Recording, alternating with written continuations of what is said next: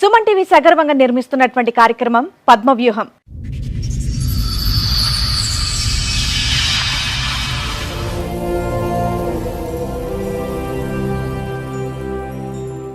మరి ఈ కార్యక్రమాన్ని సమర్పిస్తున్న వారు 6JVR జమలాపురం వారి రత్నాంజలి. మీ అదృష్టాన్ని మార్చుకోవటం ఇప్పుడు కల కాదు, 6JVR తో సాధ్యం. 2008లో ఆమె intermediate first year 3 subjects fail అయ్యేస్తే ఇంటర్మీడియట్ సెకండ్ ఇయర్ నేనే చదివించాను మా విలేజ్.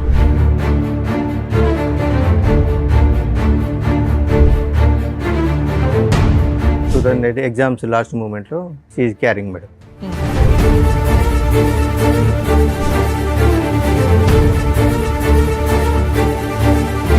వెళ్ళే 2 సంవత్సరాల దగ్గరికి వస్తుంది. ఏమన్నా కట్నం డబ్బులు ఇస్తలేవు, మా దగ్గర తీసుకున్న అప్పు ఇస్తలేవు. సరే కట్నం అంటే నీ బిడ్డ పేరు మీద వేసుకో, ఏమన్నా ఫ్లాట్లు కొనిచ్చుకో, నాకు సంబంధం లేదు. కానీ అప్పుడు నేను వేరే వాళ్ళ దగ్గర ఇచ్చాను కదా, మరి వాళ్ళు నన్ను ఇబ్బంది పెడుతున్నాడు. మా అయ్యి వచ్చిన వెంటనే మీ నాన్నగారు అడిగారు.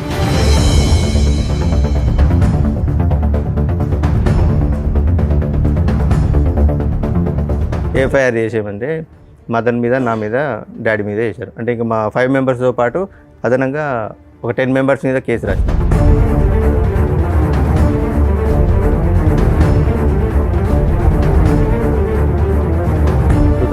లో వచ్చింది. 2016లో నా దగ్గరకు వచ్చి వేరే పర్సన్ తోటి ఇల్లీగల్ ఎఫ్ఐఆర్ పెట్టుకుని మీరు అరెస్ట్ అయిపోయారు. ఎంసీ క్లోజ్ అయిపోయింది. 498 నడుస్తుంది.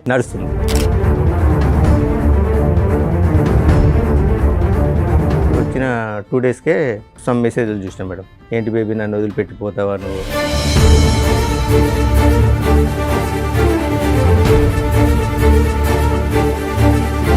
ఏంటిది మెసేజ్లు అని అడిగితే ఇవి మా తమ్ముడు వాళ్ళ గర్ల్ ఫ్రెండ్ మెసేజ్ చేసింది.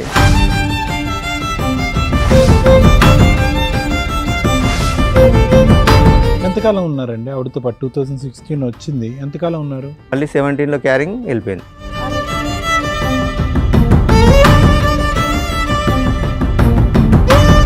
ఆమె నాకేదో డౌట్ వస్తుంది, ఒకసారి టెస్ట్ చేయండి అంటే ప్రెగ్నెన్సీ టెస్ట్ చేయించుకుంటే పాజిటివ్ ఉన్నది.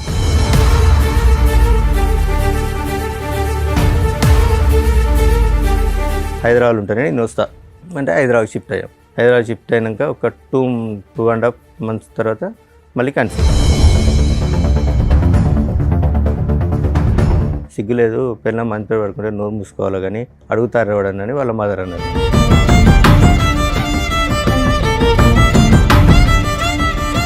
ప్రెగ్నెన్సీ మీదు కాదు అని తెలిసిన తర్వాత కూడా ఉందా? ఉన్నది.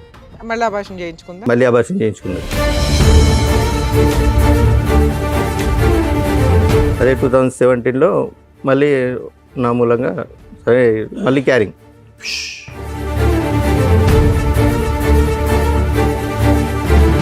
ఇవేమీ అడగకుండా ప్రశ్నించకుండా ఆవిడతో కాపురం చేసి మీరు మళ్ళీ ఆవిడని ప్రెగ్నెంట్ చేశారు.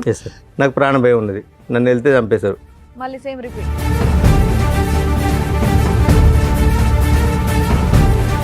డాడీ నువ్వు మమ్మీని అనుమానిస్తున్నావు కదా, అది నిజమే, ఆ పర్సన్ ఈయనే, ఈ పర్సనే, నీకు తెలిసిన పర్సనే అని చెప్పింది.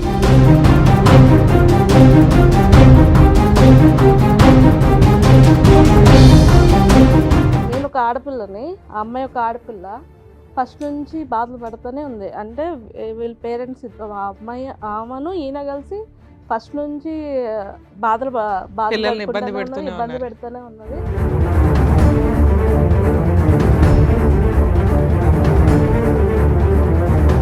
మేము దొరకట్లేదు అని చెప్పి వెళ్ళి అత్తయ్య గారిని కొట్టుడు, పిల్లలు లేకపోతే పిల్లల పెద్దమ్మాయి చెప్పు తీసుకొని కొట్టంటే చెప్పు తీసుకొట్టి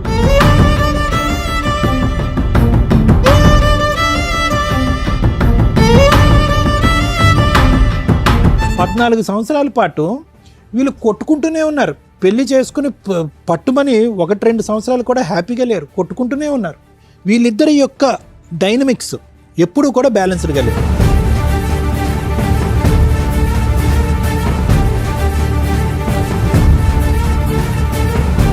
ఇప్పుడు వచ్చేటటువంటి అంశం మనకు తెలియనటువంటి సీక్రెట్ ఏదన్నా ఉంది అంటే కనుక ఆ పిల్లల భవిష్యత్తు దృష్ట్యా ఏం న్యాయం చేశారు అలాంటప్పుడు పిల్లల్ని కనకూడదు.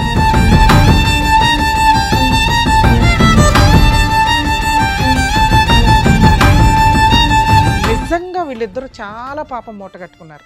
వరస్ట్ ఆఫ్ వరస్ట్ తల్లిదండ్రులు ఏంటి అంటే ఈ రకంగా పిల్లల్ని ఫుట్బాల్ ఆడుకుంటున్నట్లు ఆడుకుంటుంటే నరకం కనిపిస్తుంది పిల్లలకి. దీని గురించి ప్రతి ఫ్యామిలీ కోర్ట్ జడ్జి సఫర్ అవుతారు.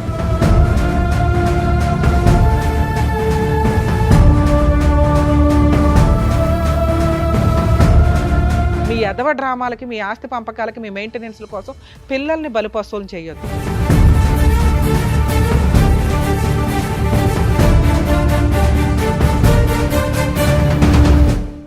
ఈ కార్యక్రమంలో మనతో పాటు ఉన్నారు ప్రముఖ హైకోర్టు అడ్వకేట్ రమ్యాకుల గారు. నమస్తే మేడం. ప్రముఖ సైకియాట్రిస్ట్ డాక్టర్ కళ్యాణ్ చక్రవర్తి గారు. నమస్తే సార్. ప్లీజ్ కూర్చోండి. కూర్చోండి సార్. మేడం, నవీన్ కుమార్ గారు ఆయన ఇష్యూ చెప్పుకోవడానికి ఇక్కడ వరకు వచ్చారు. సో ఆయన ప్రాబ్లం ఏంటనేది కనుక్కొని చెప్తారు. నమస్కారం అండి. నమస్కారం మేడం. సార్ ఎక్కడి నుంచి వస్తున్నారండి? Jangaon district madam. చెప్పండి సార్, ఇక్కడి వరకు రావడానికి కారణం ఏంటి? అంటే నాకు ఒక ఫ్యామిలీ ఇష్యూ ఉంది మేడం, దాని గురించి వచ్చాను. చెప్పండి సార్. నా పేరు నవీన్ కుమార్ మేడం, మాది జనగామ డిస్ట్రిక్ట్. నాకు 2008లో మ్యారేజ్ అయింది. మ్యారేజ్ అయిన తర్వాత ఒక 1 year మా కాపురం సజావుగా జరిగింది. 2008లో 2008లో అయింది. లవ్ మ్యారేజ్ అరేంజ్డ్ అండి? Love come arrange. ఓకే. మా రిలేటివ్స్ మా అత్త కూతురి. ఓకే. మా అత్తయ్య కూతురి లవ్ కమ్ అరేంజ్డ్ మ్యారేజ్ జరిగింది. 2008లో ఆమె intermediate first year 3 subjects fail అయ్యి వస్తే ఇంటర్మీడియట్ సెకండ్ ఇయర్ నేనే చదివించాను మా విలేజ్లో. ఓకే. 2000 పెళ్లి టైంకి అమ్మాయి మేజరా మైనరా? మేజరే మేడం. అప్పుడు అయిపోయిన తర్వాత 2008 ఎగ్జామ్స్ లాస్ట్ మూమెంట్లో షీఈ్ క్యారింగ్ మేడం. ఆ లోపల ఎగ్జామ్స్ కంప్లీట్ అని 2009లో డెలివరీ కానీ వాళ్ళ ఇంటికి వెళ్ళి ఒక డెలివరీ అయిన తర్వాత మళ్ళీ ఒక 6 monthsకి వచ్చింది మేడం. 6 monthsకి 21st ఏజ్ పంపించారు. మ్యారేజ్ కంటే బిఫోర్ మా ఫాదర్ ఒక 50,000 వాళ్ళకి అప్పు ఇచ్చాడు మేడం, మ్యారేజ్ కంటే బిఫోర్. తర్వాత ఆమె వచ్చిన తర్వాత వాళ్ళ అమ్మ డ్రాప్ చేయడానికి వచ్చినప్పుడు, ఏంటమ్మా పెళ్ళి 2 సంవత్సరాల దగ్గరికి వస్తుంది, ఏమన్నా కట్నం డబ్బులు ఇస్తలేవు, మా దగ్గర తీసుకున్న అప్పు ఇస్తలేవు.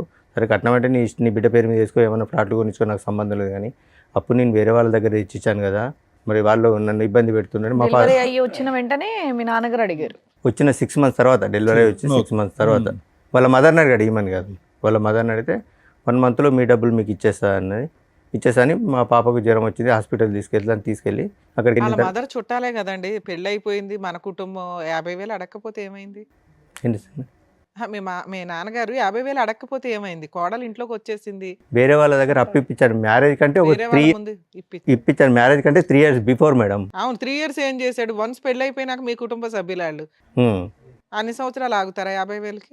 అడిగేసరికి నాకు ప్రాణభయం ఉన్నది, నేను కాపురానికి రాను అని మీ ఆవిడ అందా? ఆవిడ అన్నది. 2011లో నేను పాపను చూడడానికి వెళ్ళిన. ఎన్నిసార్లు పెద్ద మనుషులు తీసుకొని వెళ్ళినా నేను రాను, కాపురం చేయను, నాకు ప్రాణభయం ఉన్నది, వాళ్ళు నన్ను బాగా టార్చర్ పెడతారు అని 2011లో నేను మా పాపను చూడడానికి వెళ్ళిన. పాపను ఎప్పుడు చూడడానికి విడిపోయారు? 2008లో మ్యారేజ్ అయింది మేడం. 9లో విడిపోయారా? 10లో విడిపోయిందా? వాళ్ళ 10లో మేడం. 10లో 10లో వాళ్ళ ఇంటికి వెళ్ళిపోయింది. వెళ్ళిపోయి నాకు ప్రాణభయం ఉన్నది, నేను రాను అంటే 2011లో నేను పాపను చూడడానికి వెళ్ళాను. వాళ్ళ ఇంటికి కూడా వెళ్ళాను. వాళ్ళ ఇంటి పక్క వాళ్ళ ఇంటికి వెళ్ళి పాపను చూస్తే ఎందుకు వచ్చావు నువ్వు అని వాళ్ళమ్మ దౌర్జన్యం చేసింది. దౌర్జన్యం చేస్తే నేను 50,000 గురించే లేదు, పాపను చూడడానికి కుటుంబ తగాదా అయిపోయింది. ఇంకా విడిపోవడానికి రీజన్ 50,000. 50,000 గురించే విడిపోయినాం మేడం. అంటే ఆమె రీజన్ అయితే అది 50,000 అడుగుతారనే ఉద్దేశంతో 2011లో కేసు పెట్టింది. పోయి 498 కేసు పెట్టింది నా మీద, తమ్ముని మీద. మా తమ్ముడు చెల్లె భద్రాచలం దగ్గర బీటెక్ చేస్తున్నాను. తమ్ముని మీద, నా మీద, చెల్లె మీద. చదువుకున్నారు సార్ నవీన్ గారు? సార్ మీరేం చదువుకున్నారు? డిఎంఎల్టీ చేసాను సార్. ల్యాబ్ టెక్నీషియన్ ఉందా? అక్కడ ఉందా? ల్యాబ్ ఉందా ఊర్లో? ఉన్నా సార్. ఇప్పుడు నడిపిస్తున్నారా? లేదు సార్. సరే, ఇప్పుడు ఏం చేస్తున్నారు మరి? మైనింగ్ దాంట్లో వేసి. మైనింగ్ దాంట్లో.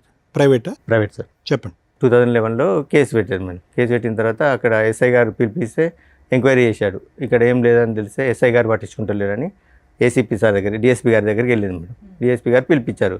పిలిపించినాక ఆమెను అరెస్ట్ చేస్తున్నాడు అంటే, సో అండ్ సో ఇది జరిగింది సార్ అంటే, వీళ్ళ మీద కేసు ఫైల్ చేసి పంపించండి, చదువుకునే పిల్లలు కూడా ఉన్నారు సార్, వాళ్ళ పరిస్థితి ఏంటంటే సార్ ఒకసారి ఆలోచించిన తర్వాత అక్కడ మా విలేజ్ ఎంపీపీ లేడీ ఒకసారి ఆమెను తీసుకొని పేర్లు తీసేశారా? ఎవరిద్దరు తీసేశారు. మా బ్రదర్ సిస్టర్ 498 వేసింది, ఎంసీ వేసింది మేడం, మెయింటెనెన్స్ వేసింది. మెయింటెనెన్స్ డిఎస్పీ గారు సేమ్ ఇలాగ లాయర్ గారిని, డాక్టర్ గారిని కూర్చోబెట్టి డిఎస్పీ గారు కౌన్సిలింగ్ ఇచ్చారు. మరి ఇక్కడ నేను కొట్టింది ఎక్కడ ఉన్నది, నువ్వు కట్నం ఇచ్చింది ఎక్కడ ఉన్నది, వాళ్ళ డబ్బులు వాళ్ళకి అడిగిండు. మరి సరే ఓకే, డబ్బులు ఇయ్యారట, తీసుకుపోతారట, డబ్బులు ఓకే వదిలేసాయి, 50,000 వదిలేసాయి, తీసుకెళ్తారట వాళ్ళు పోతామంటే, లేదు నాకు ప్రాణభయం ఉంది, నన్ను అడిగి వెళ్తే చంపేశారు, నేను పోను అని అన్న తర్వాత డిఎస్పీ గారు డాక్టర్ లాయర్ గారిని, అక్కడ మున్సిపల్ కోర్టు ఉంది మేడం, పిలిపించి కౌన్సిలింగ్ తీసుకున్నారు ఆమెకు. నాకు ఇక్కడ నేను కొట్టినట్టు కానీ ఆయన ఇబ్బంది పెట్టినట్టు కానీ నీకు ఎక్కడ కనిపించలేదు కదా అని అనేసరికి మా రోడ్డు మీదకి వెళ్ళి ఈ పోలీసులు, ఈ లాయర్లు ఇట్లా వాళ్ళ దగ్గర డబ్బులు తీసుకున్నారు, అందుకే వాళ్ళ మీద కేసు ఫైల్ చేయట్లేదని వాళ్ళ అమ్మాయి రోడ్డు వెంబడి ఊరుకుంటూ వస్తుంటే ఏసీపీ గారిని, ఈ తలకనపై మనకి రూపాయి కేసు రాసి పంపితే వాళ్ళు ఎఫ్ఐఆర్ చేసేయమంటే మదన్ మీద, నా మీద, డాడీ మీద వేశారు. అంటే ఇంకా మా 5 members పాటు అదనంగా ఒక 10 మెంబర్స్ మీద కేసు రాసింది. మా మేనత్త ఇంకా రిలేటివ్ ఓవరాల్ గా 3 మెంబర్స్ మీద కేసు రిజిస్టర్ అయ్యింది. కేసు రిజిస్ట్రేషన్ అయింది. ఎంసీ కేసులో ఏమైనా ఆర్డర్ ఇచ్చారా మెయింటెనెన్స్? ఎస్ మేడం, ఆర్డర్ ఇచ్చారు. 1,75,000 ఇష్యూ అయింది.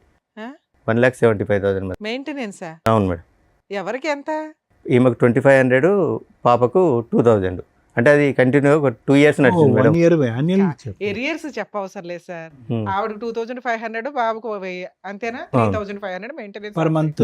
పర్ మంత్ 3,500 ఇద్దరికి. ఇద్దరు కలిపి 2 lakhs 3 lakhs అనేది ఎరియర్స్. మీరు కేసు వేసిన దగ్గర నుంచి క్యాలిక్యులేషన్ లో మనం 2 lakhs కెడితే ఎరియర్స్ క్లియర్ అవుతాయి. Regular payment regular monthly 3,500. Yes, madam. Payment. అయితే నేను కాపురాన్ని తీసుకెళ్తాని మేడం గారికి సజెషన్ తీసుకున్నాను. తీసుకుంటే మేడం గారు సో అండ్ సో ఇట్లా జడ్జి గారికి అప్లికేషన్ పెట్టుకోండి, అప్లికేషన్ పెట్టుకుంటే ఏమన్నా మళ్ళీ కౌన్సిలింగ్ ఇచ్చి లోపు కోపం తగ్గిందేమో, ఏమన్నా కోపం కలుపుదాం. తగ్గిందో మాట్లాడతారంటే నాకేమొద్దు, నాకు మెయింటెనెన్సే కావాలి, నేను చూడండి అంటే అట్లే జరుపుకుంటూ వచ్చింది మేడం. ఒక 1.5 year 2-3 years దాకా మెయింటెనెన్స్. అలాగే కోర్టు బైక్ ఆడవడం, మధ్యలో లాయర్ లేకపోవడం. 2015 దాకా వచ్చారు. 2014 దాకా వచ్చింది మేడం. ఓకే. 2014 దాకా వచ్చిన తర్వాత జడ్జి గారు అప్పుడు ఒక లేడీ గారు ఉండే, ఏంది ఈ కేసు ఇన్ని రోజులు ప్రొలాంగ్ అవుతుంది, మెయింటెనెన్స్ ఇష్యూ చేయండి, సమ్ అమౌంట్ ఇష్యూ చేసింది. ఇష్యూ చేసిన తర్వాత ఈ డబ్బులు కట్టాలి బాబు అంటే, ఇంత అయితే నేను కట్టుకోలేను మేడం ఒకసారి, ప్రజెంట్ అయితే నా దగ్గర ఒక 50,000 ఒక 2 daysలో కట్టేశాను, మిగతా అంటే నాకు ఒక 10 days టైం ఇవ్వండి అది అని ఇన్స్టాల్మెంట్ లో కట్టొచ్చులేండి. ఓకే. అన్న తర్వాత లేదు మేడం 50,000 కదా, నాకు ఇప్పుడు మొత్తం కట్టాలి, మొత్తం ఇస్తేనే నేను వదిలిపెడతాను, లేకుంటే మరి నువ్వు మొత్తం కట్టకపోతే ఆయన జైలు పోతున్నామంటే జైలు పోయినా పర్లేదు అంటే 498 కేసులు వెళ్ళాను. ఎంసీలో కూడా 1 month వెళ్ళాను మేడం. 1 month వెళ్తే ఎరియర్స్ క్లియర్ అయిపోయినాయి. అయిపోయింది మేడం. మళ్ళీ వేసిందా? మళ్ళీ ఏమీ వెళ్ళలేదు, ఇంకా వేయలే అప్పటి. వేయలేదు. 2016లో సో మీరు 1 రూపాయి కూడా బాబుకి కానీ తనకు కానీ కట్టలేదు. 498 లో పనిష్మెంట్ పడిందా? 498లో 5 days పనిష్మెంట్ పడిందా? లాస్ట్ కేసు 2020లో ఫైనల్ అయింది మేడం. ఆ, ఫాల్స్ కేసు కింద కొట్టేశారు. మరి నేను అన్నది అది 5 days స్టార్టింగ్ లో వెళ్ళారు. Yes. అదే అప్పట్లో 498 అప్పుడు అరెస్టులు ఉండేవిలేండి. కంప్లైంట్ ఇచ్చి అప్పుడు కంప్లైంట్ ఇచ్చినప్పుడు తీసుకెళ్ళి స్టేషన్ బెయిల్ ఇస్తున్నాను. మరి జైల్లో దేనుకున్నామండి? స్టార్టింగ్ లో అరెస్ట్ అప్పుడు అరెస్ట్ చేసి 498 వేగానే ఎంక్వైరీ ఇన్వెస్టిగేషన్ ఏమీ లేదు. ముందు అత్తమామల్ని ఈయన్ని అరెస్ట్ చేసేవాళ్ళు. అవన్నీ ఫాల్స్ కేసులని ప్రూవ్ అవుతూ రావడం వల్ల స్టేషన్ బెయిల్ ఇచ్చారు. ఒక 2015 నుంచి అనుకోండి. Yes, sir. Maximum 7 years 8 years 2016లో 1 month జైల్లో ఉన్నా అన్నారుగా. మెయింటెనెన్స్ మెయింటెనెన్స్ కి ఎరియర్స్ కట్టకపోతే ఓకే నేను ఎక్స్ప్లెయిన్ చేస్తాను. 2016లో అన్ఫార్చునేట్లీ మా ఫాదర్ యాక్సిడెంట్లో డెత్ అయ్యాడు. మా ఫాదర్ డెత్ అయిన తర్వాత ఊళ్ళో పెద్ద మనుషులు వాళ్ళు వీళ్ళుండి మాట్లాడి, నువ్వు ఇంటికి పెద్ద కోడలు రాకపోతే బాగుండదు అలా ఇలా అని ఎక్స్ప్లెయిన్ చేస్తే 2016లో వచ్చింది. వాళ్ళ అమ్మగారు మీకు ఏమవుతారు? చుట్టరికం? మా మమ్మీకి మేనత్త కూతురు. మేనత్త కూతురు. 2016లో మా ఫాదర్ డెత్ అయిన తర్వాత వచ్చింది. తర్వాత ఒక 1 month తర్వాత అందరూ పెద్ద మనుషులు మాట్లాడి నువ్వు రావాలి అది అంటే, ఇల్లు పొలం నా పేరు మీద రిజిస్ట్రేషన్ చేస్తే నేను వస్తా అన్నది. ఎంత ఉంది పొలం? 6 ఎకరం మేడం. 6 ఎకరం. 6 ఎకరం. మీరు ఎంతమంది? ఇద్దరు మీ మేడం. బ్రదర్ ఒక ఉన్నాడు, బ్రదర్, మీరున్నారు, సిస్టర్ సిస్టర్ ఉంది, ఉంది, అమ్మ ఉంది. ఓకే. అయితే చేయాలంటే మామూలుగా ఏమనంటే మా బ్రదర్ ఉండి మీ కాపురం బాగుంటుందంటే అది కూడా నేను ఇచ్చేస్తాను, నా పాలకు వచ్చే 11 గుంటలు, మా తమ్ముడు government job madam, central government, ఆ 11 గుంటలు కూడా నేను ఇస్తా, నాకు ఇబ్బంది ఏం లేదు అంటే 2016లో వచ్చింది. వచ్చిందా? వచ్చింది 2016లో వచ్చింది. 2016లో నా దగ్గరకు వచ్చి వేరే పర్సన్ తోటి ఇల్లీగల్ ఎఫైర్ అప్పటికి పెట్టుకుంది. మీరు అరెస్ట్ అయిపోయారు, ఎంసీ క్లోజ్ అయిపోయింది, 498 నడుస్తుంది. 2016లో నా దగ్గరకు వచ్చింది. వచ్చిన 2 daysకే సమ్ మెసేజ్లు చూసినా మేడం. ఏంటి బేబీ నన్ను వదిలిపెట్టిపోతావా నువ్వు, వాడి దగ్గరికి మళ్ళీ ఎందుకు వెళ్ళావు అని మెసేజ్ చూశాను. ఏంటిది ఈ మెసేజ్లు అని అడిగితే ఇవి మా తమ్ముడు వాళ్ళ గర్ల్ ఫ్రెండ్ మెసేజ్ చేసింది. 11లో విడిపోయిన మీరు 16లో కలిసారు మరి. Yes madam. అప్పటికి కూడా నేనేమలే 16లో అలా ఇక నేను అప్పుడు నాకు ఈమె పోయిన ఆవేశంలో కొద్దిగా డ్రింక్ అలవాటైంది మేడం. 2011లో నాకు డ్రింక్ అలవాటైంది, బాగా డ్రింక్ చేస్తుంది. తర్వాత 2016 ఈమె వచ్చిన తర్వాత మొత్తం అన్ని స్టాప్ చేశాను. ఓకే. స్టాప్ చేసి అక్కడ విలేజ్లోనే ఉన్నాం మేడం. ఆ నియర్ బైలో ఒక సిటీ ఉంటుంది, అక్కడికి నేను 15 kilometers నేను జాబ్కి వెళ్ళి వచ్చాను. ఆమె ఇంటి దగ్గర ఉన్నది, పాప అక్కడ చదువుకునేది. సో ఇక నేను డ్యూటీ నుంచి వచ్చేసరికి ఇంట్లో మమ్మీ వాళ్ళతో ఏదో రకమైన గొడవ, ఏదో రకంగా అది గొడవ పెట్టుకొని ఎంతకాలం ఉన్నారండి ఆవిడతో పాటు? 2016 వచ్చింది, ఎంతకాలం ఉన్నారు? మళ్ళీ 17లో క్యారింగ్ వెళ్ళిపోయింది. అరే క్యారింగ్లో వెళ్ళిపోయింది. ఎస్. 2000 మెసేజ్లు రావడం ఇది అంటే మా తమ్ముడు అది మీకు ఇది అని. వచ్చిన 2 రోజులకే తెలిస్తే ఆ అమ్మాయితో ప్రెగ్నెన్సీ ఎందుకు తీసుకొచ్చారు? ఏంటి మేడం వచ్చిన 2 daysకే తెలిసింది ఆ అమ్మాయి క్యారెక్టర్ ఏంటి అని. మళ్ళీ ప్రెగ్నెన్సీలు నాకేం కన్ఫర్మ్ అయింది అది. ఆ ఫోను ఇన్ని రోజులు వాళ్ళ బ్రదర్ వాడిండు, తర్వాత ఈమెకి ఇచ్చాడు మేడం. ఇచ్చిన తర్వాత మా బ్రదర్ వాడిండు అంటే మా పాప కూడా అన్నది ఇది మా మామయ్య వాడిండు ఇన్ని రోజులు అంటే వాళ్ళ గర్ల్ ఫ్రెండ్ చేసిందంటే అవును కావచ్చు అని నమ్మేశాను. అదే నిజమై ఉండొచ్చుగా. ఏంటి సార్? వాళ్ళ బ్రదర్ కమ్యూనికేషన్ ఏమో అది ఈ అమ్మాయి ఫోన్లో మీకు దొరికింది కాదా? అందుకే నేను ఏం అడగలేదు మీరు మేడం. ఏం తర్వాత ఏమని తెలిసిందా అమ్మాయికి? తర్వాత అలాగే ఊకే చిన్న గొడవలు పెట్టుకొని నాతో గొడవ పెట్టుకొని వాళ్ళ అమ్మోళ్ళ ఇంటికి వెళ్ళిపోయింది. నేను హైదరాబాద్లో ఉంటాను, నీతో కాపురం చేస్తానంటే పెద్ద మనుషుల సమక్షంలో మాట్లాడి హైదరాబాద్కి వచ్చేసాం మేడం. మళ్ళీ మళ్ళీ ఆవిడ చెప్పినట్టు వాళ్ళు వింటున్నారా మీరు? హైదరాబాద్కి వచ్చేసాను. హైదరాబాద్కి వచ్చిన 3 మంత్స్కి నా ప్రమేయం లేకుండా మళ్ళీ ప్రెగ్నెంట్ అయింది. అప్పటికి 2 పిల్లలు మీకు. లేదు మేడం, ఒకతే పాప, పెద్ద పాప ఒకతే ఉంది. రెండోసారి ప్రెగ్నెన్సీ అప్పుడు వెళ్ళిపోయింది కదా. రెండోసారి ప్రెగ్నెన్సీ గొడవ పెట్టుకొని వెళ్ళింది మేడం. మీరు అన్నారు కదా మళ్ళీ ప్రెగ్నెన్సీ వచ్చిందని. ప్రెగ్నెన్సీ వచ్చింది మేడం, 2017లో 2016లో వచ్చింది. నా దగ్గరకు వచ్చినప్పుడే ప్రెగ్నెన్సీ వచ్చింది, తీయించుకున్నది. అది చెప్పాలి, స్కిప్ చేసి చెప్పలేదు మీరు. మేము ఆల్రెడీ బాబు పుట్టేశాడు అనుకున్నాం మేము. లేదు ప్రెగ్నెన్సీ తీసేయించుకున్నది మేడం. ఏది ఇంటికి వెళ్ళి అలిగి ఇంటికి వెళ్ళింది. అలాగే ఇంటికి ఏం వెళ్ళలేదు. నాకు అప్పుడు బ్యాక్ పెయిన్ వస్తుంది, మా అమ్మ వాళ్ళ ఇంటికి వెళ్ళి 4 రోజులు రెస్ట్ తీసుకొని వస్తాను అబార్షన్ చేసుకొని వచ్చింది. కన్సీవ్ అయింది వెళ్ళిందని అన్నారు ఇందాక, మేము కన్ఫ్యూజ్ అయ్యా. సర్లేండి. ఓకే. కన్సీవ్ వెళ్ళింది, అబార్షన్ చేసుకొని వచ్చింది. ఓవర్ బ్లీడింగ్ అవుతుందని ఇంట్లో పడుకున్నది. ఏమైందని నేను ఒక 2-3 హాస్పిటల్ తిప్పిన తర్వాత ఒక డాక్టర్ నుండి చెప్పారు, ఆమె నాకేదో డౌట్ వస్తుంది, ఒకసారి టెస్ట్ చేయండి అంటే ప్రెగ్నెన్సీ టెస్ట్ చేయించుకుంటే పాజిటివ్ ఉన్నది. సారీ, నా తప్పైంది, అన్వాంటెడ్ ట్యాబ్లెట్ వేసుకున్నాను నేనని చెప్పింది. సరే, నా విషయం కూడా ఎవరికి చెప్పలేదు. సరే, ఇప్పుడే వద్దు పిల్లలు అనుకుంటాను అన్నదని సైలెంట్గా వదిలేశాను. ఇక చిన్న చీటింగ్ మాటికి నేను ఆఫీస్కి వచ్చేసరికి మా మమ్మీతో మా మరదలతో, అప్పుడు తమ్ముడు మేము కలిసే ఉండేది మేడం. చిన్న గొడవలు పెట్టుకునేది. చిన్న గొడవలు పెట్టుకున్నాక హైదరాబాద్ గొడవ పెట్టుకుని వాళ్ళ అమ్మోళ్ళ ఇంటికి వెళ్ళింది. హైదరాబాద్ ఉంటానే నేను వస్తా అంటే హైదరాబాద్ షిఫ్ట్ అయ్యాం. హైదరాబాద్ షిఫ్ట్ అయినాక ఒక 2.5 months తర్వాత మళ్ళీ కన్సీవ్. మరి అడిగాను, ఏంటిది, నేను కనీసం నీ దగ్గర కూడా రాలే, కన్సీవ్ ఎందుకు అయిందంటే కావాలని గొడవ పెట్టుకుని ఆ రోజు రాత్రి వాళ్ళ అమ్మ వాళ్ళు ఒక 300 kilometers దూరంలో ఉంటారు. ఆ నైట్ ఫోన్ చేసి తెల్లారి 5 o'clock రప్పించింది. ఏంటి మా అమ్మాయికి నీకు గొడవ అయిందట, ఏంటిది అంటే ఇది ముచ్చటంటే సిగ్గులేదు, పిల్లలు మంచి పేరు పడుకుంటే నోరు మూసుకోవాలి కానీ అడుగుతారు ఎవడని వాళ్ళ మదర్ అన్నారు.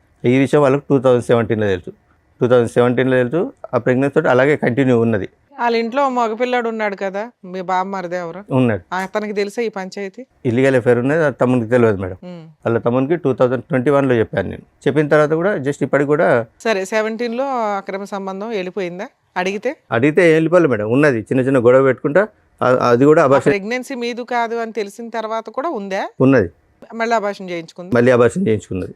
మీరు అయినా కంటిన్యూ అయ్యాను. ఇక ఊర్లో తెలిస్తే పర్వతం. మా ఫాదర్ ఒక ప్రైవేట్ స్కూల్ టీచర్ మేడం.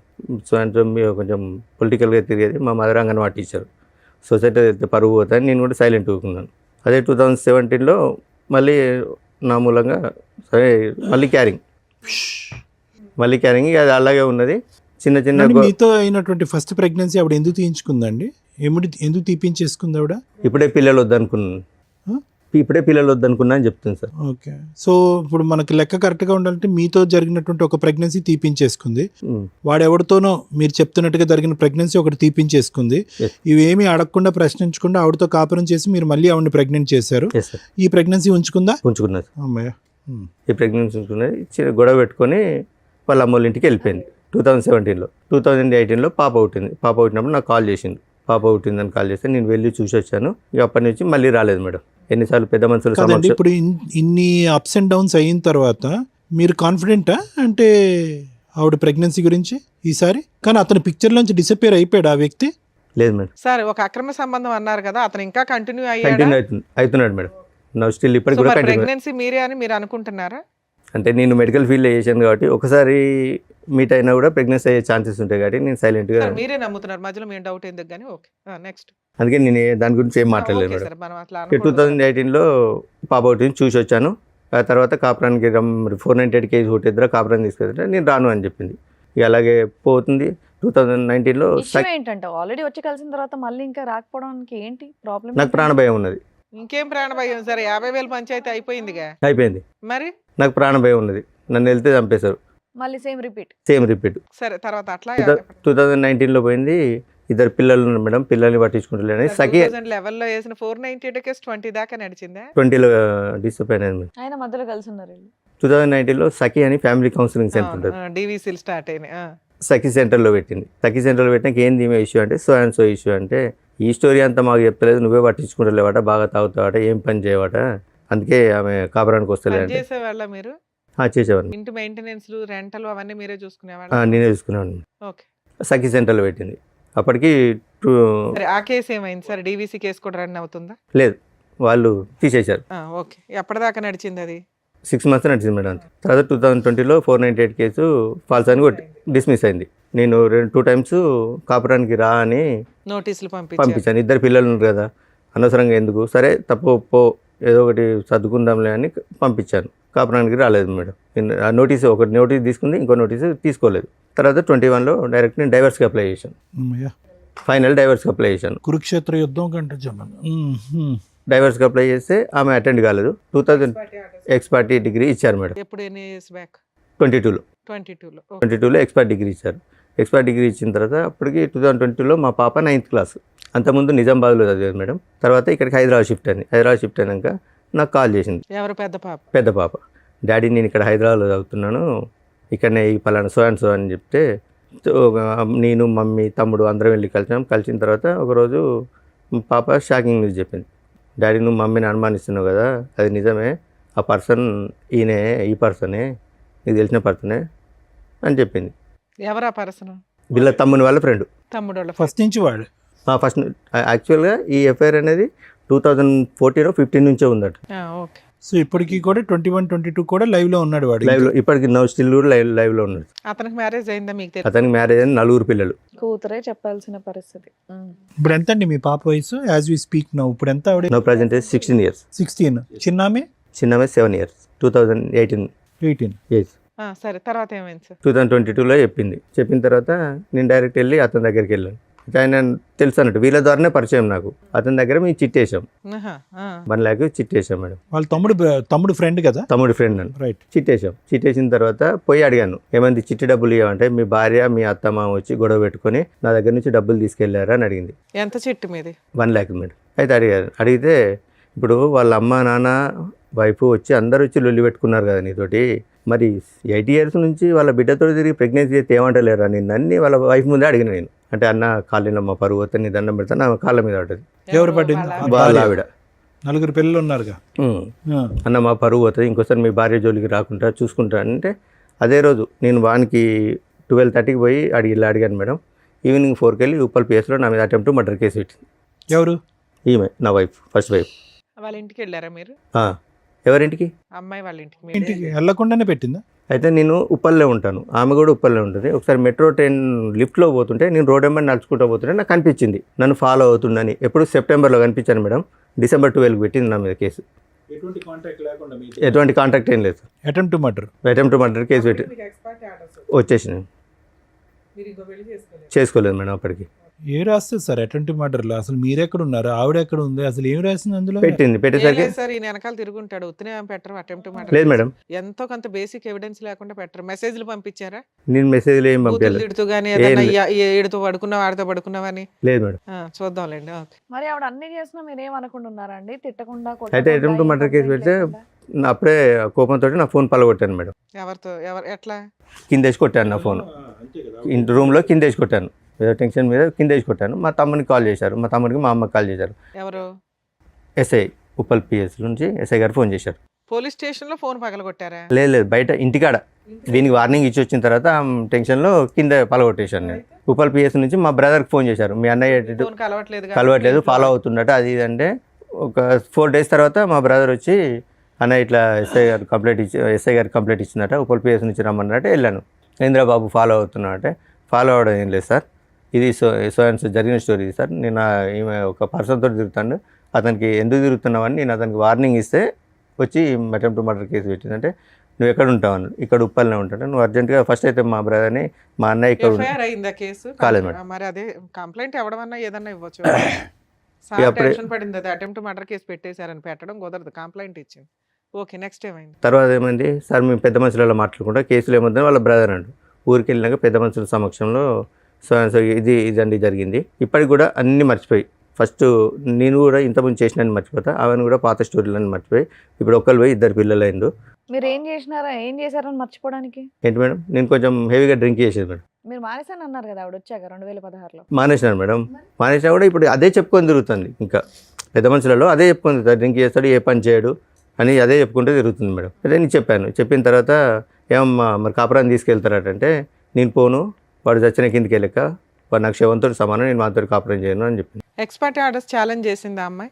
చేయలేదు. డైవర్స్ కేసుని చేయలే. ఓకే అనేసరికి మరి నువ్వు ఓకే వాడు చనిపోయిన కిందకే లెక్క, మరి ఇప్పుడు 2 ఆడపిల్లలు ఉన్నారు, వాళ్ళని ఏం చేద్దామంటే, పెద్ద పాప వాళ్ళ డాడీ కావాలంటే వాళ్ళ డాడీ కాడికి పోతా అంటుంది కదా, పోతానంటే పెద్ద పాపను పంపిస్తా, చిన్న పాప కదా నేనే తీసుకుంటాను అన్న తర్వాత ఆమె అన్నది, వైఫ్ అన్నది, ఫస్ట్ టైం అన్నది.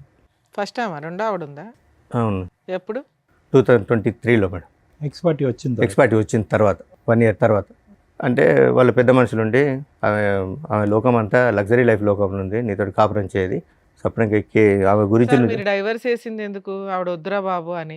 ఎక్స్పార్టీ ఆర్డర్స్ వచ్చినాక ఈ పంచాయతీ అంతా ఏంటి సార్? అంటే పోలీస్ స్టేషన్ కేసు, కాంప్రమైజ్, మళ్ళీ కలిసి ఉంటాం అంటాం. ఎందుకు ఇన్ని మాటలు? 22లో మా పాప వాళ్ళ మేడం. పాపం తెచ్చుకుంటే అయిపోతుంది ఆ, కదా. పాప అన్నది, డాడీ కలిసి ఉందని డాడీ, తల్లి లేదు తండ్రి లేదు అంటే సొసైటీలో మమ్మల్ని చిన్న చూపు చూస్తారు డాడీ అనేసరికి పాప కోసం బెండ్ కావాల్సి వచ్చింది వాళ్ళ మేడం. అమ్మ అట్లా చేస్తున్నప్పుడు మీరేం మాట్లాడగలరు? ల్యాండ్ ఆర్డర్ వాళ్ళకి ఫేవర్గా ఉంది, పిల్ల వస్తానంటే తీసుకొని వెళ్ళటం.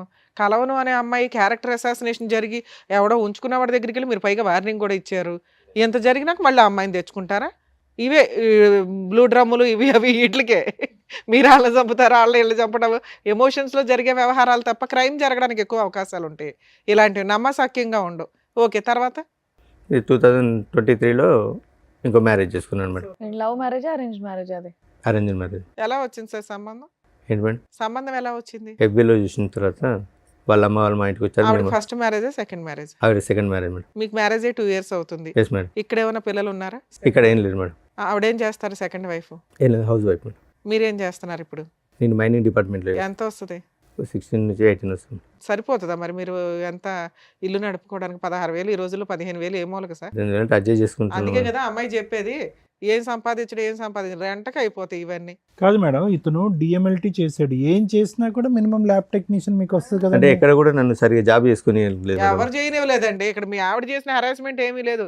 ఆవిడ ఏదో అక్రమ సంబంధం పెట్టుకుంది తప్ప మిమ్మల్ని ఏమీ చేసింది లేదు. ఆవిడ అలిగి వెళ్ళిపోతుంది. ఓ కేసులు పక్కన. మేడం, ఈ 498 ఏదో ఒకటి కేసులు పెట్టడం వల్ల మాట్లాడతా అసలు ఇప్పుడు ఎందుకు వచ్చారు? ఆల్రెడీ సెకండ్ మ్యారేజ్ అయిపోయింది, మీ లైఫ్ అయిపోయింది, హ్యాపీగానే ఉంటున్నారు.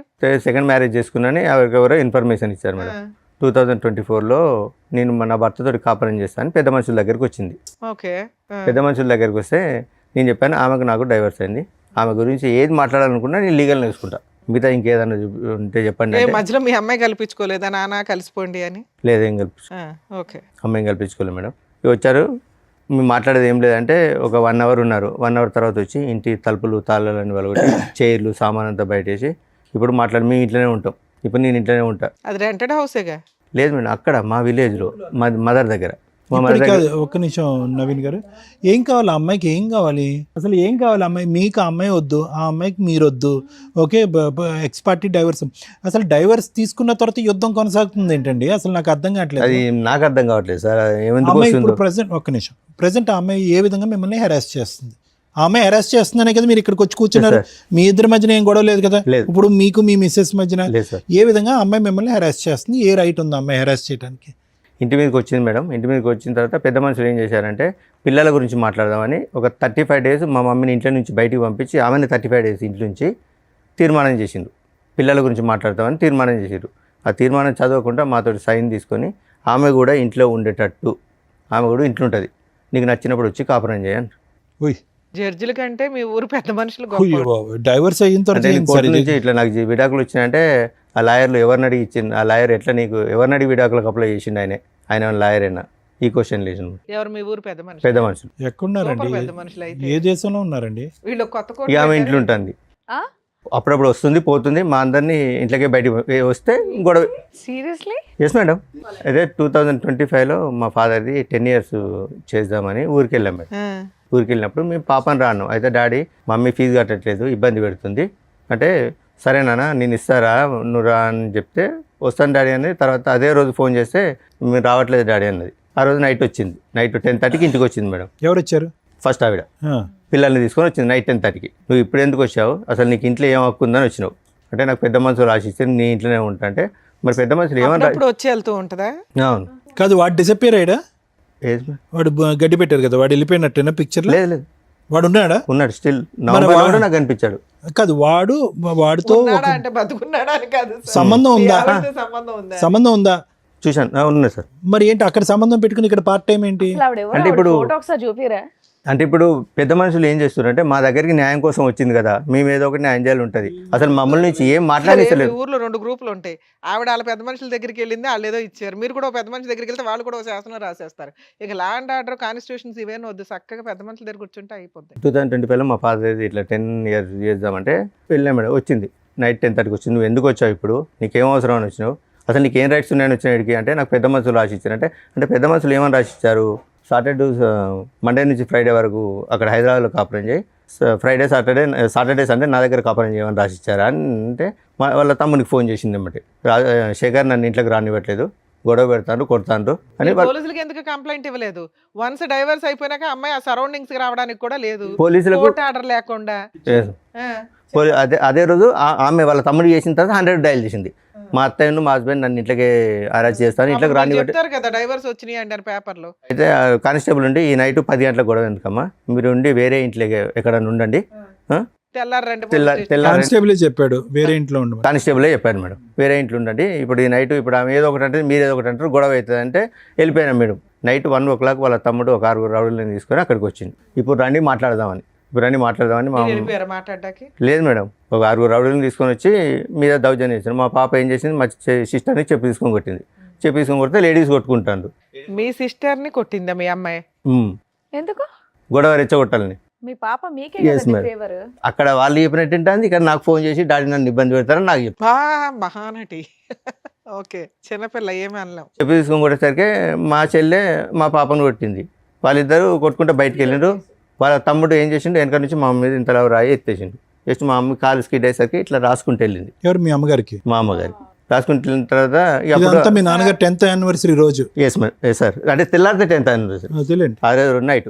మీరు చెప్తున్నవన్నీ నిజాలేనా? Yes madam. ఇప్పుడు మీ ఆవిడతో మాట్లాడితే ఫస్ట్ వైఫ్ తో ఇప్పుడు లైవ్ వీడియోలు ఉన్నాయి మేడం. వాళ్ళు అమ్మాయి ఇవన్నీ చెప్తుంది. ఇప్పుడు ఈవిడ పరిస్థితి ఏంటి? ఇప్పుడు మీ సతీమణి, ఇప్పుడు భార్య, ఈవిడ పరిస్థితి ఏంటి? ఆవిడ ఓకే సార్. ఈవిడ ఓకే అంటే ఏ విధంగా ఓకే? ఇంత యుద్ధాలు జరుగుతుంటుంటే ఇంట్లో ఆవిడకి ఓకే ఎలా అవుతుంది? వాళ్ళ పేరెంట్స్ ఉంటారు, వాళ్ళు ప్రశ్నిస్తారు. అసలు ఆ అమ్మాయి రైట్స్ ఏంటి? ఇంకా మీ గొడవలు పెళ్లికి ముందు ఉన్నాయి, పెళ్లి తర్వాత ఉన్నాయి, విడాకులు అయిన తర్వాత ఉన్నాయి, ఎప్పటికీ కంటిన్యూ అవుతూనే ఉన్నాయి. మీరు మీ ఆవిడ అప్పుడు ఏం మాట్లాడలేదా? నువ్వు ఎందుకు వచ్చావు, మీరు ఎలాగో మాట్లాడలేదు, మీరు ఎలాగో తిట్టట్లేదు, పోనీ ఆవిడ కూడా మాట్లాడలేదా డివోర్స్ అయ్యాక ఎందుకు వస్తున్నావు అని చెప్పి? ఆవిడ లేరా అప్పుడు ఇంట్లో? ఎవరు ఉన్నారు? ఉన్నది అమ్మాయి. ఇక మమ్మీ వాళ్ళు మాట్లాడుతుంది కదా, మమ్మీ వాళ్ళు మేము మాట్లాడుతున్నాం కదా, ఆమె ఏమి ఎంటర్ కాలేదు. మరి వీళ్ళెవరూ మాట్లాడలేదుగా. అదే రోజు గొడవ అయిన తర్వాత ఏమైంది? హాస్పిటల్ నెక్స్ట్ డే రండి పోలీస్ కానిస్టేబుల్ అన్నాడు. ఆ కథ ఏమైందో చెప్పండి. స్టేషన్కి వెళ్ళినాం. Very good. స్టేషన్కి వెళ్ళి ఇట్లా కంప్లైంట్ ఇస్తామంటే వాళ్ళు కూడా కంప్లైంట్ తీసుకొని వస్తున్నాడు అండి. ఆ రోజు మా బ్రదర్ ఉన్నాడు, మా మరిది నా మీద చేసిండు, నన్ను కొట్టిండని మా తమ్ముడిని ఇరికించింది. మా తమ్ముడిని మా బాబు మీద కేసు పెట్టింది. కేసు పెట్టేసరికి మీ మీద కూడా కేసు ఫైల్ చేయమంటాను, ఇద్దరి మీద ఎఫ్ఐఆర్ ఫైల్ చేస్తాను ఎస్ఐ గారు అడుగుతారు. మాకు పెద్ద మనుషులు రాసి ఇచ్చారు సార్. పోలీసులు పెద్ద మనుషుల జడ్జిమెంట్లు ఎందుకు ఒబే చేస్తారండి? మీరు డైవర్స్ పేపర్ చూపించాలి కదా. చూపించిన మేడం, చూపించిన పెద్ద మనుషుల లీడర్షిప్ అన్నారా? పెద్ద- ఏ పోలీసులు ఏ పోలీస్ స్టేషన్ చెప్పండి నాకు, ఇప్పుడు మాట్లాడతాను. Kodakandla police station. మాట్లాడించండి. ఏఎస్ఐ అన్నాడా? డైవర్స్ పోనీ. చేసిన తర్వాత మీకు పెద్ద మనుషులు మీ ఫస్ట్ వారితో కలిసి ఉండమన్నారు, ఆ ఇంట్లో ఉండమని మీకు పోలీసులు చెప్పారా? ఎక్కడ వెళ్ళలేదండి. ఇప్పుడు పోలీసులు అంటే పోలీసులు ఆ ఇంట్లో ఉండమని మీ వైఫ్ చెప్పారా? చెప్పలేదు మేడం. మీరు ఏ విషయం క్లారిటీగా అంటే మాట్లాడారు? మీరు తీర్మానం ఇచ్చినందుకు ఆమె ఇంట్లో ఉంటుంది, ఇట్లా చేస్తాను. మరి ఏంది పరిస్థితి అంటే పెద్ద మనుషులు ఎస్ఐ గారికి ఏమన్నారంటే, సార్ ఇంకోసారి మేము రానివ్వము, ఎవరు అమ్మాయి? ఆ అమ్మాయిని ఇంట్లోకి రానియమన్నాడు. అన్న తర్వాత కూడా ఇప్పుడు 3 times వచ్చింది. అది వేరే. పెద్ద మనుషులు పంచాయతీలు పనికిరావు అనేది క్లారిటీ వచ్చింది. మీకు ఎస్ఐ కూడా చెప్పాడు, మీరు ఎవరు జడ్జిమెంట్లు ఇవ్వడానికి పక్కకి వెళ్ళండి అని. సరే సార్ ఇంకోసారి ఎట్లాంటి బోడి పెత్తనాలు చేయమని పెద్ద మనుషులు అన్నారు, అంతేనా? ఆమె ఇంట్లోకి నుంచి రానివ్వం అన్నారు. వాళ్ళు సైడ్ అయ్యారు, ఆ జడ్జిమెంట్ సైడ్ అయ్యింది. మీ వైఫ్ అయినా లెక్క చేయకుండా వస్తుంది. Yes madam. ఇప్పుడు చిన్న చిన్న వాటికి మొన్న ఇప్పటికీ వస్తూనే ఉంది. ఎఫ్ఐఆర్లు అయినాయా? లేదు. పోలీస్ స్టేషన్ లో కేసులే వేసారు. నస తప్ప ఏమీ లేదు ఇందులో. అంటే మధ్యరాత్రి కొట్టడానికి వస్తే నా హ్యాండ్ ఇరిగింది, మమ్మీకి తలకాయ కలిగింది. అయినా మీ కేసు తీసుకోరు, అలాగే వాళ్ళు వేసిన కేసులు తీసుకోలేదు. ఈ నస మీకు నడుస్తానే ఉంది. మిమ్మల్ని నమ్ముకొని వచ్చిన సెకండ్ వైఫ్ అయితే మీకు కష్టాలు పడతానే ఉంది.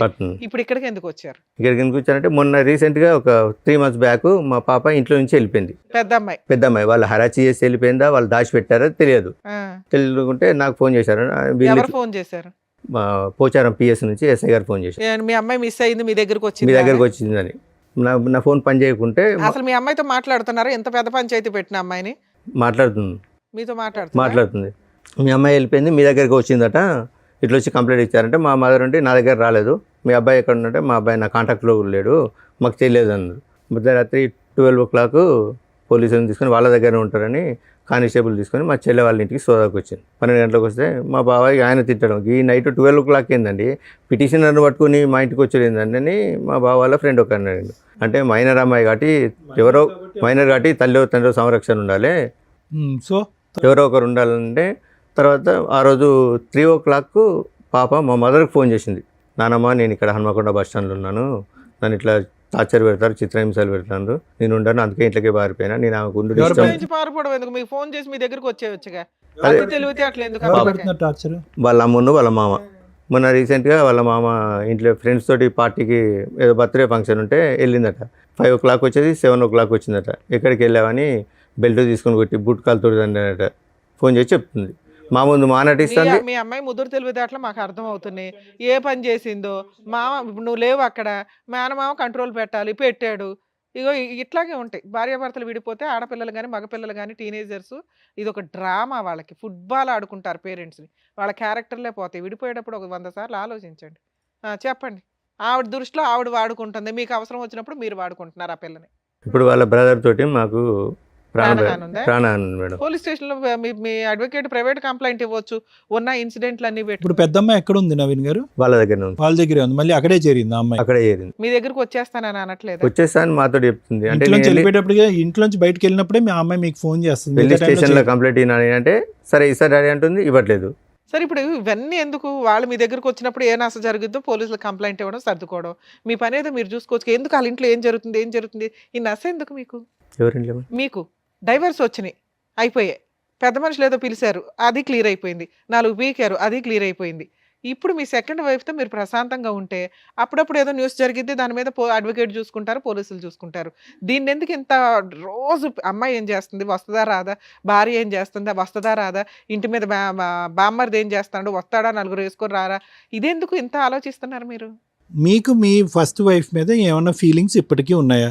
లేవు, ఫుల్ స్టాప్. మీ పెద్ద అమ్మాయి మీద మీకు ఏమన్నా అమ్మాయి కావాలి అనేటటువంటిది ఉందా? ఆ అమ్మాయి అక్కడ హెరాస్ తల్లిలాగా లైఫ్ నాశనం అవుతుందేమో అని ఆ అమ్మాయిని సేవ్ చేయాలనుకుంటున్నారు? మిమ్మల్ని నమ్ముకుని వచ్చిన సెకండ్ వైఫ్ మీద మీకేమీ లేదా? ఉన్నది మేడం. ఏమిటండి, ఏమన్నా ఉందా? మాకే కోపం వస్తుంది. సెకండ్ వైఫ్కి రావాలి అసలు. ఏంది తింగరగాడిని ఎట్లా పెట్టుకుని కవర్ చేస్తున్నామని సెన్స్ ఉందా? ఉన్నప్పుడు భార్య క్యారెక్టర్ లేదని అంటున్నారు, క్యారెక్టర్ లేని భార్య కావాలంటున్నారు. కూతురేమో ఒకసారి నాకు ఫేవర్, ఒకసారి అమ్మకి ఫేవర్ అంటున్నారు. వాళ్ళు వద్దు అనుకుని డైవర్స్ చేశారు, వచ్చేసింది. అయినా ట్రై చేశారు, రాలేదు. వన్స్ మీరు పూర్తిగా క్లోజ్ అయిపోతున్నారు, వేరే అమ్మాయిని చేసుకొని అని తెలిసినాక ఆవిడ వచ్చినాక మిమ్మల్ని నమ్ముకొని ఒక అమ్మాయి వచ్చి విత్ క్యారెక్టర్తో వచ్చి మీ పక్కన కూర్చున్నప్పుడు ఆవిడకి ఎక్కువ ఇంపార్టెన్స్ ఇచ్చుకోవాలి సెకండ్ వైఫ్కి. ఈ అమ్మాయిది చిన్న నసలు కొన్ని రోజులు జరుగుతాయి, ఆ నసలేవో క్లియర్ చేసుకోవాలా, ఊరుకోవాలా. స్టిల్ ఇప్పటికీ తవ్వుకుంటున్నారు మీరు ఇదే పనిగా. సంపాదించేది పావల, పంచాయతీలు 100. సరే ఓకే, ఇక్కడికి ఎందుకు వచ్చారు?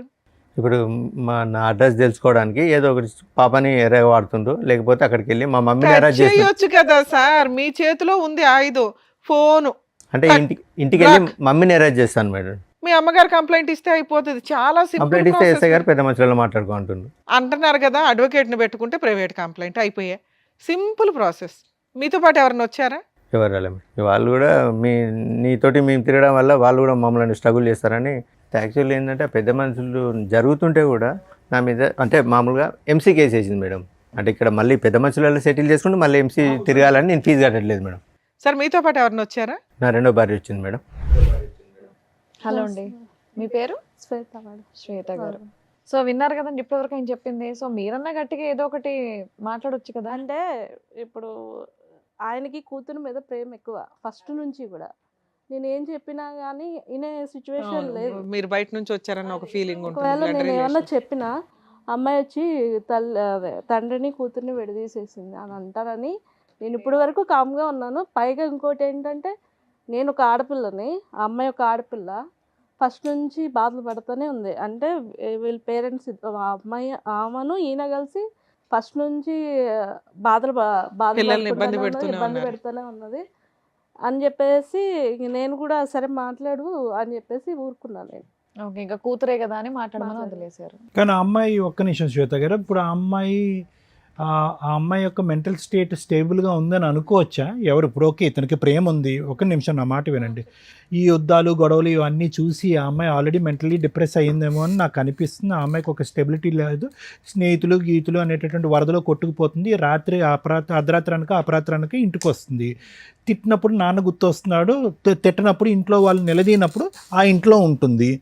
నిజంగా ఆ అమ్మాయికి సపోర్టివ్గా ఇతను ముందుకు వెళ్ళాలి అంటే కనుక ఇతని లైఫ్ మీ లైఫ్ మీ కాపురం రిస్క్లో పడుతుంది. నేను అందుకే సార్ ఎస్, ఇప్పుడు ఈరోజు మీరు ఏంటంటే నేను ఒక ఆడపిల్ల గురించి నేను ఎలా మాట్లాడతాను, వచ్చిందంటే సవతి తల్లి వచ్చి సొంత కూతురిని దూరం చేస్తుంది అనేటటువంటి మాట దూరం మాట.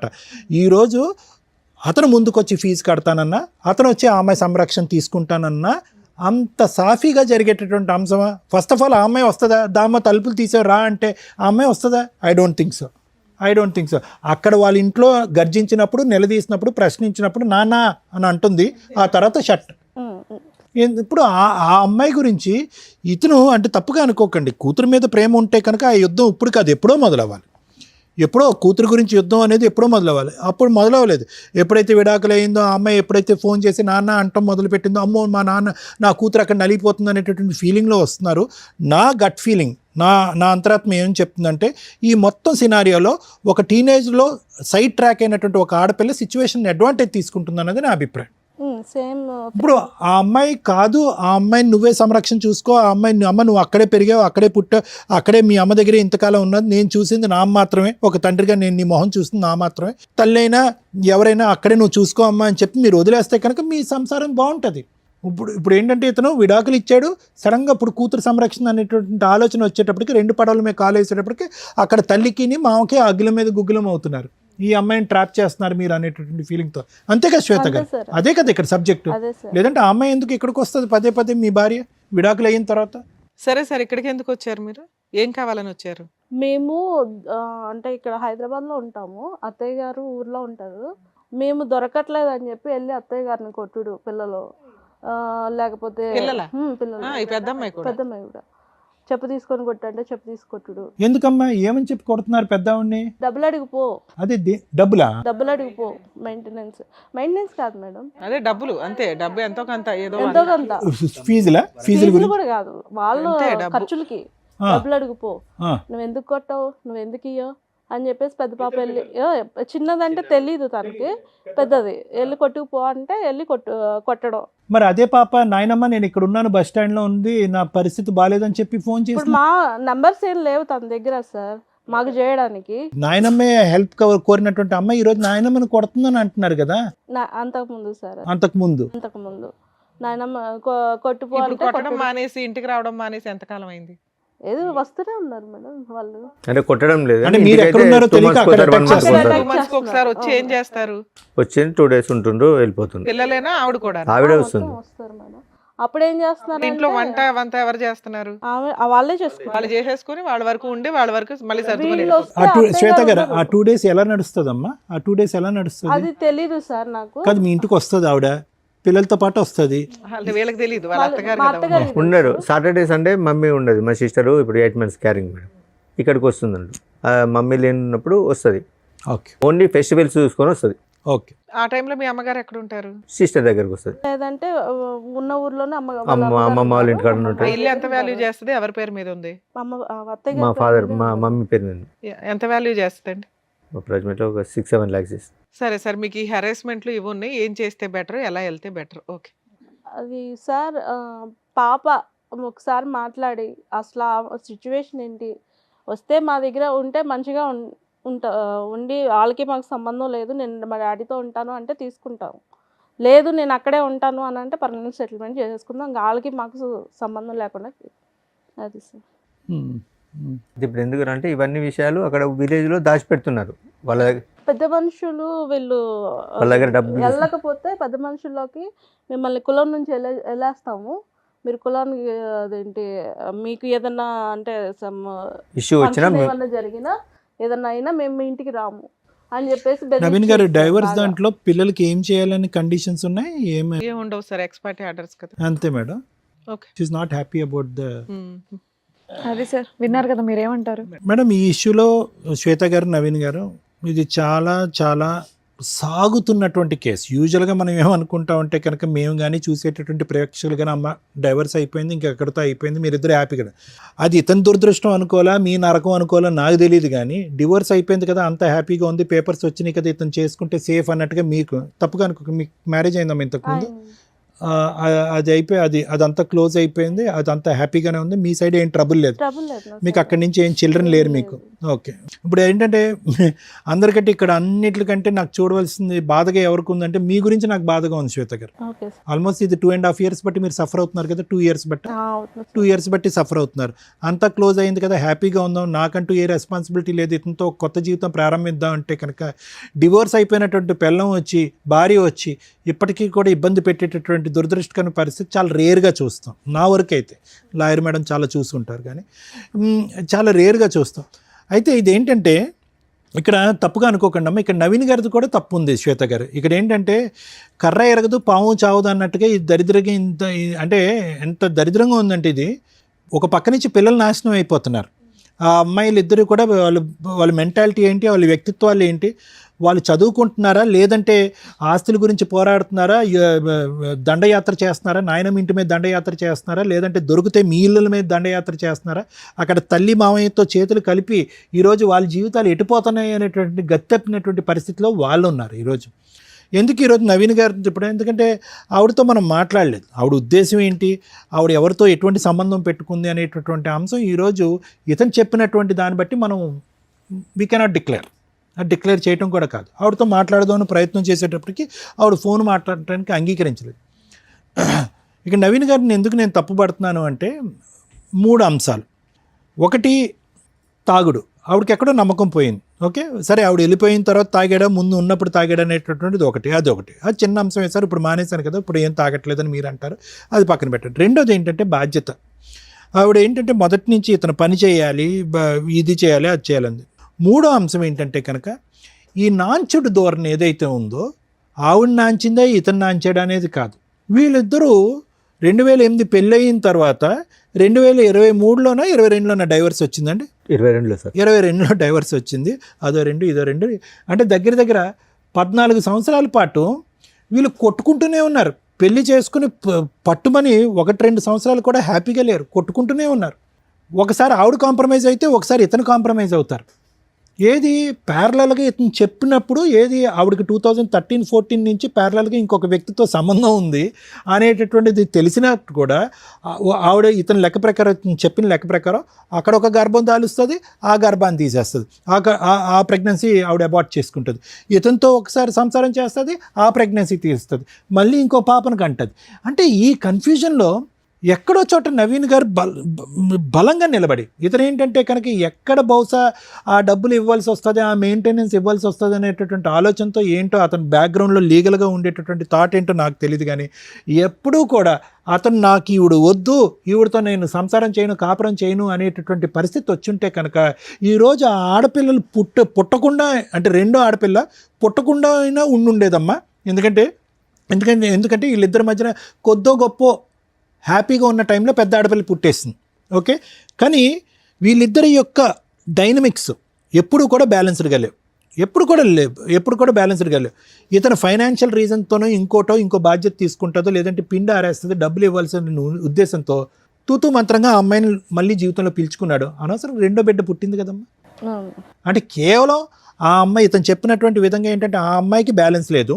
ఒక పక్క నుంచి బయట బాయ్ ఫ్రెండ్, ఇంట్లో హస్బెండ్, ఈ హస్బెండ్ కావాలి, బాయ్ ఫ్రెండ్ కావాలి, అతనితో ఒకసారి ఇతనితో ఒకసారి అనేటటువంటి విధంగా ఇతను చెప్పిన మాటలు బట్టి ఆ అమ్మాయితో మనం మాట్లాడలేం.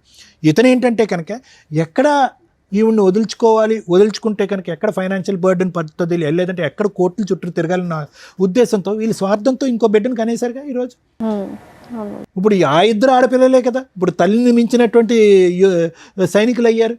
ఆ తల్లి చేసేటటువంటి యుద్ధకాండ దహనకాండ కంటే వాళ్ళిద్దరూ దాడి చేస్తున్నారుగా, నాయనమ్మ మీద పెట్టి కొట్లాడుతున్నారు కదా. అది డబ్బుల గురించా, ఆస్తి గురించా, లేదంటే వాళ్ళకి సరైనటువంటి న్యాయం జరగలేదు అనే ఉద్దేశంతోనే వాళ్ళు అటాక్ చేస్తున్నారు. ఈరోజు వాట్ ఎవర్ ద డైవర్స్ ఏదైతే ఉందో, ఎక్స్పార్టీ డైవర్స్ వచ్చిందో అందులో ఉండేటటువంటి కండిషన్తో మేమిద్దరం భార్యాభర్తలుగా విడిపోయామనే కానీ ఇతని పిల్లలకి ఎటువంటి న్యాయం చేయట్లేదు అనేటటువంటి ఉద్దేశంతో ఆ తల్లి వాళ్ళని ఉసుగొలుపుతుంది. వాళ్ళు న్యాయపరమైనటువంటి విధంగానే ముందుకు వస్తున్నారు. మాకేంటి మీకేంటి, మాకేంటి, మా పోషణ ఏంటి, మా ఆలోచన ఏంటి, మా భవిష్యత్తు ఏంటి, మా పెళ్ళి ఏంటి అనేటటువంటి ఆ విషయం గురించి లెక్క తేల్చుకోవాలి కానీ నవీన్ గారు. అవునండి. ఇక్కడ ఏంటి ఆవిడ వచ్చి ఇక్కడ ఏంటి నాకు నువ్వు భర్తగా కావాలి, డైవర్స్ మాట పక్కన పెట్టు, నేనే నీతో కాపురం చేస్తాను, నువ్వు సెకండ్ భార్యగా నువ్వెవరు అనే మాట ఆవిడ అన్నట్లే.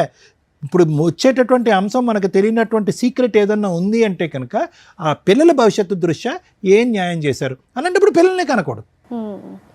అది ఇక్కడ వచ్చేటటువంటి లైవ్లో ఉండేటటువంటి గొడవ. అది ఈ మధ్యలో ఏమవుతుందంటే ఓకే ఇవన్నీ లీగల్ పరమైనటువంటి అంశాలు, నాకు ఉన్నటువంటి పరిజ్ఞానం ఆ మాత్రమే, ఆ అంశం నేను పక్కన పెడతాను. కానీ ఇక్కడ తేల్చుకోవాల్సిన ప్రేక్షకులకు ప్రత్యేకంగా చెప్పేటటువంటిది అంశం ఏంటంటే భార్యాభర్తల మధ్యన మీ ఇద్దరి మధ్యన ఏమైనా డిఫరెన్సెస్ ఉంటే ఐదర్ మీడియేషన్ కానీ లేదంటే కౌన్సిలింగ్ ద్వారా కలిసే అన్నటువంటి ప్రయత్నం చేయండి, లేదంటే లీగల్ పరమైనటువంటి స్టెప్స్ తీసుకుని విడిపోవటానికైనా ప్రయత్నం చేయండి. ఏదైనా కూడా త్వరగా జరగాలి. ఆ న్యాయం కలిసి ఉండేటటువంటి న్యాయం అయినా త్వరగా జరగాలి, లేదంటే విడిపోయేటటువంటి న్యాయం అయినా జరగాలి. ఎందుకంటే ఇందులో ప్రత్యేకంగా ఈ యుద్ధంలో పిల్లలు పావులు అవుతారు, ఫైనల్గా పిచ్చి వాళ్ళు అవుతారు. ఇప్పుడు చూడండి ఆ పిల్లలు, పెద్ద అమ్మాయి ఖచ్చితంగా నేను చెప్తున్నాను ఆ అమ్మాయి మానసికపరమైనటువంటి స్టెబిలిటీ మీద ఒక క్వశ్చన్ మార్క్ ఉంది, చదువు సంధ్యల మీద ఎటువంటి దృష్టి పడుతుంది అనేటటువంటి అంశం మీద ఒక క్వశ్చన్ మార్క్ ఉంది, వ్యక్తిత్వం ఏం మారిపోతుంది అనేటటువంటి దాని మీద క్వశ్చన్ మార్క్ అవుతుంది.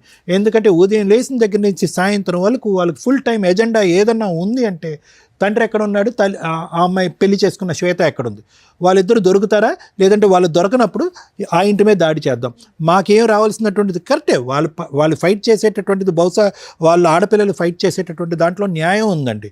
ఎందుకంటే మీరిద్దరు సుఖ సంతోషాలని సింపుల్గా డైవర్స్ వచ్చేసింది, మీరిద్దరు హ్యాపీగా ఉన్నారు, రేపో మాపో మీకు ఒక పిల్లో పుడుతుంది, మా పరిస్థితి ఏంటి అనేటటువంటి అభద్రత గురించి మాట్లాడుతున్నారు ఆ పిల్లలు. దానివల్ల వాళ్ళు మానసికంగా డిజాస్టర్ అయిపోతున్నారు. దాంతోపాటు ఏంటంటే వాళ్ళ అమ్మ ఒక పక్క నుంచి, వాళ్ళ మావయ్య ఒక పక్క నుంచి, వాళ్ళిద్దరు బ్రెయిన్లో ఫీడింగ్ ఇచ్చేటప్పటికి ఇద్దరు ఆడపిల్లల యొక్క మానసిక పరిస్థితి కంప్లీట్గా ఇంబ్యాలెన్స్ అయింది. సో నా వరకు ఏంటంటే ఎవరైనా కూడా దయచేసి పిల్లల మీద ఇటువంటి ప్రభావం పడేంత వరకే యాజ్ ఇట్ ఈస్ టీనేజ్లో ఉండేటటువంటి ఆడపిల్లలైనా అబ్బాయిలైనా వాళ్ళ యొక్క ఎడ్రినర్జిక్ రెస్పాన్స్ వల్ల వాళ్ళు కొద్దిగా హైపర్గానే ఉంటారు, అడ్వెంచరస్గానే ఉంటారు, ఛాలెంజింగ్గానే ఉంటారు, స్టబర్న్గా ఉంటారు, మొండిగా. ఇవన్నీ కూడా హార్మోన్ పరమైనటువంటి మార్పు. కానీ అది 30% అయితే కనుక ఇటువంటి మానసిక పరిస్థితి క్రియేట్ చేసేటటువంటి తల్లిదండ్రులు మన స్వార్థపూరితమైనటువంటి ఆలోచనల గురించి ఈరోజు అమ్మాయి ఖచ్చితంగా డబుల్ గేమ్ ఆడట్లే. పెద్ద అమ్మాయి ఇంట్లో వాళ్ళ అమ్మ నాన్న గర్జించినప్పుడు, లేదంటే వాళ్ళ అమ్మని మామయ్య గర్జించినప్పుడు ఒక విధంగా. సో నేను అనేది అంటే అది ఒక అంశం అండి నేను ప్రత్యేకంగా చెప్పేది. రెండోది ఏంటంటే ఇప్పటికీ కూడా నాకు తెలిసినటువంటి కొద్దిపాటి పరిజ్ఞానంతో నవీన్ గారు ఈరోజు ఖచ్చితంగా మీరు అనుకుంటే కనుక ఇది ఈజీగా తేల్చుకోవచ్చు, ఇది పెద్ద కష్టం కాదు. మీరు కూడా ధైర్యంగా వెళ్ళి పోలీస్ స్టేషన్లో అనవసరంగా డైవర్స్ అయిపోయిన తర్వాత మా భార్య వచ్చి మా మీద హెరాస్ చేస్తుంది, పిల్లల ద్వారా మా మీద దాడి చేపిస్తుంది అనేటటువంటి విధంగా మీరు పోలీస్ స్టేషన్లో కేసు పెడితే కనుక ఇది ఎక్కడో చోట గీత గీయచ్చు. కానీ మీకున్న భయం ఏంటంటే బహుశా ఇక్కడ ఏంటంటే ఎంతో కొంత లెక్క చెప్పో ఫైనాన్షియల్గా వాళ్ళకి ఒక అడ్వాంటేజ్ ఇచ్చో, లేదంటే ఒక భవిష్యత్తు పరమైనటువంటి ఒక గ్యారంటీ ఇచ్చో మీరు బయటపడాలి. దానికి మీరు మెంటల్గా ప్రిపేర్ అవ్వలేదు. పెద్ద పాప పాడైపోతుంది, అక్కడ హెరాస్మెంట్ గురవుతుంది, వాళ్ళ అమ్మ దారిలో నడుస్తుంది కాబట్టి నేను పెద్ద పాప మీద జాలి చూపెడుతున్నానంటే కన్న కూతురు కాబట్టి మీకు ఆ ఫీలింగ్ ఉంటుంది. కానీ అది ఇక్కడ ప్రయారిటీగా మాట్లాడవలసినటువంటి అంశం కాదు, అది మనస్ఫూర్తిగా మీ ఆలోచన కూడా కాదు. ఎక్కడ పిల్లలకి లెక్క చెప్పాలో, ఏ విధంగా వాళ్ళ భవిష్యత్తును నిలబెట్టాలో, ఏ విధంగా బాధ్యత తీసుకోవాలో, ఏ విధంగా పెళ్ళిళ్ళు చేయాలో, ఏ విధంగా వాళ్ళిద్దరికి ఒక ఫైనాన్షియల్ స్టెబిలిటీ ఇవ్వాలో అనేటటువంటి ఈ ఎజెండాను చూసి బహుశా మీరు ఆ హెరాస్మెంట్కి ఒక పక్క నుంచి మీరు దాసోహం అంటున్నారే కానీ ఆ బ్యాలెన్స్, ఆ లెక్క అనేటటువంటిది తేల్చుకోవటానికి మీరు ఇష్టపడండి. మీరు ఎప్పుడైతే కనుక ఆ లెక్క అనేటటువంటి తేల్చుకుంటారో ఈ కాన్స్టెంట్గా మీ భార్య దగ్గర నుంచి కానీ, మీ కూతురుల దగ్గర నుంచి కానీ, మీకు కానీ, మీ అమ్మగారి మీద కానీ జరిగేటటువంటి హెరాస్మెంట్కి ఫుల్ స్టాప్ చెప్పలేరు అనేటటువంటిది నా అభిప్రాయం. Thank you sir. Madam sir ఇప్పుడు ఏమైనా కేసులు పెండింగ్ ఉన్నాయా? ప్రజెంట్ ఏం లేవు. మొదటి భార్య హక్కులు వర్సెస్ రెండో భార్య హక్కులు వర్సెస్ భర్త హక్కులు, వీటి గురించి కొంచెం బేసిక్ నాలెడ్జ్ ఉంటే ఈ కేసు ఇక్కడ దాకా వచ్చేదే కాదు. ఇక్కడ అప్రిషియేట్ చేయాల్సిన వ్యక్తి ఎవరు అంటే సెకండ్ వైఫ్. ఎందుకు అంటే ఒక వ్యక్తిని నమ్మి ఆల్రెడీ ఫస్ట్ ఏదో డైవర్స్ అవుతాయి, సెకండ్ వ్యక్తిని నమ్మినప్పుడు ఏం చూసింది అంటే డైవర్స్ పేపర్ చూసింది.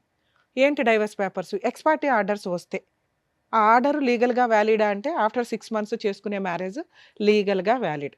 ఇప్పుడు వాళ్ళ ఫస్ట్ వైఫ్ ఛాలెంజ్ చేసి అపీల్ కోర్టులో, హైకోర్టులో ప్రొసీడ్ అయితే మీరు చాలా న్యూస్ల్లో చూస్తూ ఉంటారు, డైవర్స్ కేసు పెండింగ్ ఉండగా మ్యారేజ్ వ్యాలిడ్ అని. సగం ఇన్ఫర్మేషనే మీకు తెలుసు. ఇలాంటిది వ్యాలిడ్. ఎలాంటిది? అతను ఎక్స్-పార్టీ ఆర్డర్సో ఏదో తెచ్చుకున్నాక 6 మంత్స్ దాటిపోయినాక వాళ్ళు డైవర్స్ కేసు హైకోర్టులో అప్పీల్‌కి వేసుకున్నప్పుడు, ఈ మ్యారేజ్ డిలే లేతే లోయర్ కోర్ట్‌లోనే రీఓపెన్ చేసినప్పుడు డిలే అయిపోయింది. లిమిటేషన్ అయిపోయింది. లిమిటేషన్ తర్వాత చేసుకునే మ్యారేజ్ లీగల్‌గా వ్యాలిడ్. సో, ఆ డైవర్స్ కేస్ కంటిన్యూ అవుతూనే ఉంటది. ఫైనల్‌గా జడ్జి గారు అట్లాంటి కేసుల్లో కొంత కాంపెన్సేషన్ ఆర్డర్ చేస్తారే తప్ప, ఈ సెకండ్ మ్యారేజ్ వ్యాలిడ్ కాదు అని అనరు.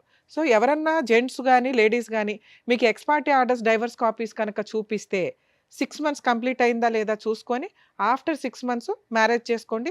అది లీగల్‌గా వ్యాలిడ్. ఫస్ట్ వైఫ్ కానీ, ఫస్ట్ హస్బెండ్ గాని ఫైటింగ్ చేస్తున్నా కూడా మీకు ప్రాబ్లమ్ లేదు. అవి ఫర్దర్‌గా నడుస్తూ ఉంటాయి. కానీ యూజ్ ఏముంది?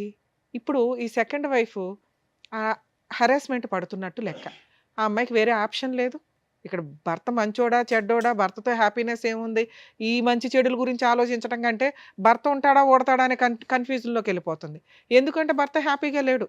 ఫైనాన్షియల్‌గా సంపాదించడం మీద కాన్సంట్రేషన్ లేదు. సెకండ్ వైఫ్‌ని బాగా చూసుకునే విధం మీద కాన్సంట్రేషన్ లేదు. నా పిల్లలు, నా ఫస్ట్ వైఫ్, మా అమ్మని తంతున్నారు, మా ఇంట్లో వాళ్ళని స్టిల్ 15 ఏళ్ల నుంచి, 20 ఏళ్ల నుంచి ఏ నస జరిగిందో అది సెకండ్ మ్యారేజ్ తర్వాత కూడా కంటిన్యూ అవుతుంది.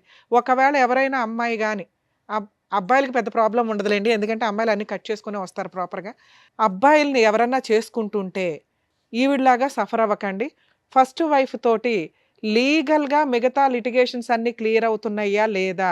ఇన్ కేస్ అవ్వకపోతే మీరు బాండ్ పేపర్సో, సేఫ్టీగా ఏదైనా ప్రాపర్టీసో రాయించుకోండి. మళ్ళీ మీ వైఫో, మీ పిల్లలో వస్తే పేగుబంధం ఎట్లాగో ఇప్పుడు ఈయనలాగా బాధపడుతూ ఉంటారు. ఆ నస మేము పడుతూ ఉండలేం కదా! మమ్మల్ని ఎందుకు విలన్‌గా చూపించటం. మీ అవసరం వాళ్ళకుంది, ఆళ్ళ అవసరం మీకుంది. సో, కాబట్టి మీకేం తక్కువైనట్టు కాదు. సెకండ్ వైఫ్ వచ్చినాక ఆ పిల్లలు రావడం, రాకపోవడం అనేది మీరు ముందుగా మాట్లాడుకుంటే ఈవిడ పడే మానసిక క్షోభ బయటికి చెప్పకుండా. పాపం ఆవిడ ఒక్క మాట మాట్లాడట్ల. అలాంటి క్షోభ పడకుండా ఉంటారు. సేఫ్ సైడ్‌లో ఉండండి. ఎక్స్ పార్టీ ఆర్డర్స్ తీసుకునేటప్పుడే ఇలాంటి వ్యక్తితోటి 6 మంత్స్ తర్వాత మ్యారేజ్ చేసుకుంటూ ఫస్ట్ వైఫ్‌తో ఫుల్ అండ్ ఫైనల్ సెటిల్మెంట్ అవ్వకపోతే నువ్వేంటి, నీ పిల్లలేంటి, మీ ఆస్తులేంటి, నాకేంటి. ఇది రాసుకొని ఒకవేళ మీ నసేదన్నా ఉంటే బయట చూసుకొని గుమ్మం లోపలికి తీసుకురావద్దు. నన్ను ఇన్వాల్వ్ చేయొద్దు. అలా సేఫ్‌గా చూసుకోగలిగితే చేసుకో, లేకపోతే ఇంకో సంబంధం చూసుకోవడం బెటర్ అండి అని క్లియర్‌గా మాట్లాడుకోండి. ఏదో అంటారు చూడు, ముందే మాట్లాడుకోవడం వల్ల 90% ప్రాబ్లమ్స్ క్లియర్ అవుతాయి. శ్వేత గారు విన్నారా? సో, మీరు ఇరుక్కుపోయారు. సో, మీలాగా కొంతమంది సఫర్ అవ్వకుండా ఉండడానికి ఈ రోజున మీరు ఇక్కడి దాకా వచ్చి మాట్లాడడం అనేది కొంత సేఫ్ సైడ్ అని నా ఉద్దేశం. First wife rights versus husband వీటి గురించి మాట్లాడదాం ఇప్పుడు. ఫస్ట్ వైఫ్ ఇద్దరు పిల్లలుండి అసలు పిల్లలున్న కేసుల్లో నిజంగా వీళ్ళిద్దరూ చాలా పాపం మూటగట్టుకున్నారు. వరస్ట్ ఆఫ్ వరస్ట్ తల్లిదండ్రులు ఏంటి అంటే ఈ రకంగా పిల్లల్ని ఫుట్బాల్ ఆడుకుంటున్నట్లు ఆడుకుంటుంటే నరకం కనిపిస్తుంది పిల్లలకి. దీని గురించి ప్రతి ఫ్యామిలీ కోర్ట్ జడ్జి సఫర్ అవుతారు. ఎందుకంటే పాపం వాళ్ళకి అర్థమైపోతూ ఉంటుంది. మాలాంటి వాళ్ళకి అర్థం అవుతూ ఉంటుంది. అరే పిల్లలు ఇంత సఫర్ అవుతారు, భవిష్యత్తులో వాళ్ళు మేబీ ఇప్పుడు చిన్నోళ్ళు అవ్వచ్చు. కానీ అమ్మ దగ్గర పెరుగుతారు 90% మన ఇండియన్ జ్యూరిస్డిక్షన్స్ ప్రకారం, రెస్పాన్సిబిలిటీస్ ప్రకారం. ఎందుకంటే స్టెప్ మదర్స్ సరిగ్గా చూడరని. అలాగే తండ్రి తను తానే చూసుకోలేక ఇంకో పెళ్లి చేసుకుంటాడు. ఇంక పిల్లల్ని నేను చూసుకుంటాడు. 99% అలాగే ఉంటారన్న ఉద్దేశం. మెజారిటీకి ఎప్పుడు ఇంపార్టెన్సీ ఉంటుంది కాబట్టి తండ్రికి కస్టడీ అనేది ఇవ్వరు చాలా సందర్భాల్లో. ఆ కస్టడీ తీసుకుంటే ముందు అబ్బాయిని కాపాడుకోలేం. ఎందుకంటే అది కన్‌ఫ్యూజింగ్ లైఫ్ స్టైల్ అవుతది. ఉంటే ఎవరో ఒకళ్ళ దగ్గర వేరే కంట్రీలో లాగా మనం పులిహార పంచుకున్నట్టు పంచుకోవడం, నీ పిల్లలు నా పిల్లలు కలిపి మన పిల్లలతో ఆడుకుంటారనే పంచాయితీ ఉండదు. సో, తల్లికే ఇస్తారు ఎక్కువగా. ఇక తను వేరే మ్యారేజ్ చేసుకుంటదా, చేసుకోదా ఇక వాళ్ళ లైఫ్ స్టైల్ అది వేరు. ఇలాంటి కేసులో పిల్లలు తల్లి కొడుతుంటే, తిడుతుంటే, క్యారెక్టర్ గురించి ఎక్స్‌ప్లెయిన్ చేస్తుంటే తండ్రి దగ్గరికి పారిపోతూ ఉంటారు. వీళ్ళ ఫస్ట్ అమ్మాయి ఒక ఎగ్జాంపుల్. అలాగే తండ్రి ఏదన్నా చెప్తూ ఉంటే తల్లి దగ్గరికి పారిపోతారు. Perfect drama. అమ్మాయిని అంటానికే లేదు. ఆ పాపం అమ్మాయి మెంటాలిటీని ఎవరు అలా క్రియేట్ చేసింది? తల్లిదండ్రులు. నిజంగా ఇలాంటి తల్లిదండ్రులకి పాపం తగిలిద్ది. ఉంటే మీ దగ్గర పెట్టుకోండి. మీ ఎదవ డ్రామాలకి, మీ ఆస్తి పంపకాలకి, మీ మెయింటెనెన్స్‌ల కోసం పిల్లల్ని బలిపశువులను చేయొద్దు. తల్లి నువ్వు పోరాడు. ఫస్ట్ వైఫ్ ఎవరైతే తల్లి ఉంటుందో ఆస్తులు కావాలనుకుంటే నువ్వు ఒక్కదానివే పోరాడు. పిల్లల్ని నానమ్మల దగ్గరకో, తండ్రుల దగ్గరకో పంపించొద్దు. పూర్తిగా మీరే ఉంచుకుందాం అనుకుంటే. లేదా అమ్మ 5 రోజులు ఇక్కడ ఉండు, సాటర్డే సండేలు డాడీ దగ్గరికెళ్ళు, పండగలప్పుడు వెళ్ళు. ఇంతే తప్ప మీ పర్సనల్ విషయాల గురించి పిల్లలతోటి ఎద్దవ డ్రామాలు వేయొద్దు. పిల్లలు మీ దగ్గర కావాలనుకున్నప్పుడు ఫీజు కట్టుకోవాలా. ఆయన ఎందుకు కడతాడు? అంత రెస్పాన్సిబిలిటీ లేకపోతే పిల్లల్ని వదిలేసేయండి, పూర్తి కష్టే అతనికి ఇచ్చేయండి.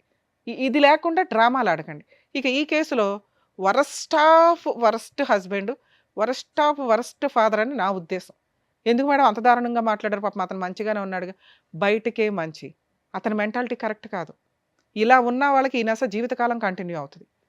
ఎందుకు అంటే ఆయన ఎక్కడా కూడా ఒక ప్రాబ్లంకి పునిస్టాప్ పెట్టట్ల. వరస్ట్ కొడుకు కూడా ఇంకా దారుణం ఏంటంటే ఎందుకు ఇప్పుడు ఆయనతోటే మాట్లాడి తెలుసుకుందాం. మీలాంటి వాళ్ళని ఈ మధ్య కోర్టుల్లో చూస్తున్నాం. భార్యకి మెయింటెనెన్స్ కట్టొద్దు. నేను ఆ విషయానికి 100% సపోర్ట్ చేస్తాను. ఎందుకంటే మీ ఇద్దరు గట్టిగా 10 రోజులు కాపురాలు చేస్తారు, బయటికి వెళ్ళిపోయి మెయింటెనెన్స్లని జెంట్స్ని జలగల్లాగా పీక్కు తింటున్న మహిళలు బోలమంది ఉన్నారు. వాళ్ళు నా దృష్టిలో నేను చాలా ఇబ్బందిగా అనుకుంటాను. ఆ మాట అనటం బాగుండదు. కానీ జాబులు చేసుకోవాలా, ఇండివిజువల్గా బతకాలా, కుదిరితే ఫుల్ అండ్ ఫైనల్ సెటిల్మెంట్ చేసుకోవాలా, లేదా భర్తతో కలిసి సర్దుకుపోవాలా. భర్త ఎందుకు పోషించాలి? నువ్వు కూడా పోషించవచ్చు. చదువుకుంటున్నావు, జాబులు చేస్తున్నావు, కుటుంబాన్ని లేడీస్ కూడా పోషించవచ్చు అనేది నా ఉద్దేశం. ఎప్పుడు మంచి భర్త అయితే. మీరు ఎక్కడ మంచి భర్త? ఏమయ్యా నీ శాలరీ ఎంత అంటే, మేడం మా ఆవిడకి అక్రమ సంబంధం ఉంది అందుకే సరిగ్గా చేయలే. సరే అక్రమ సంబంధం వదిలేయచ్చు కదండి, బాబు పిల్లలు ఉన్నారు కావాలి.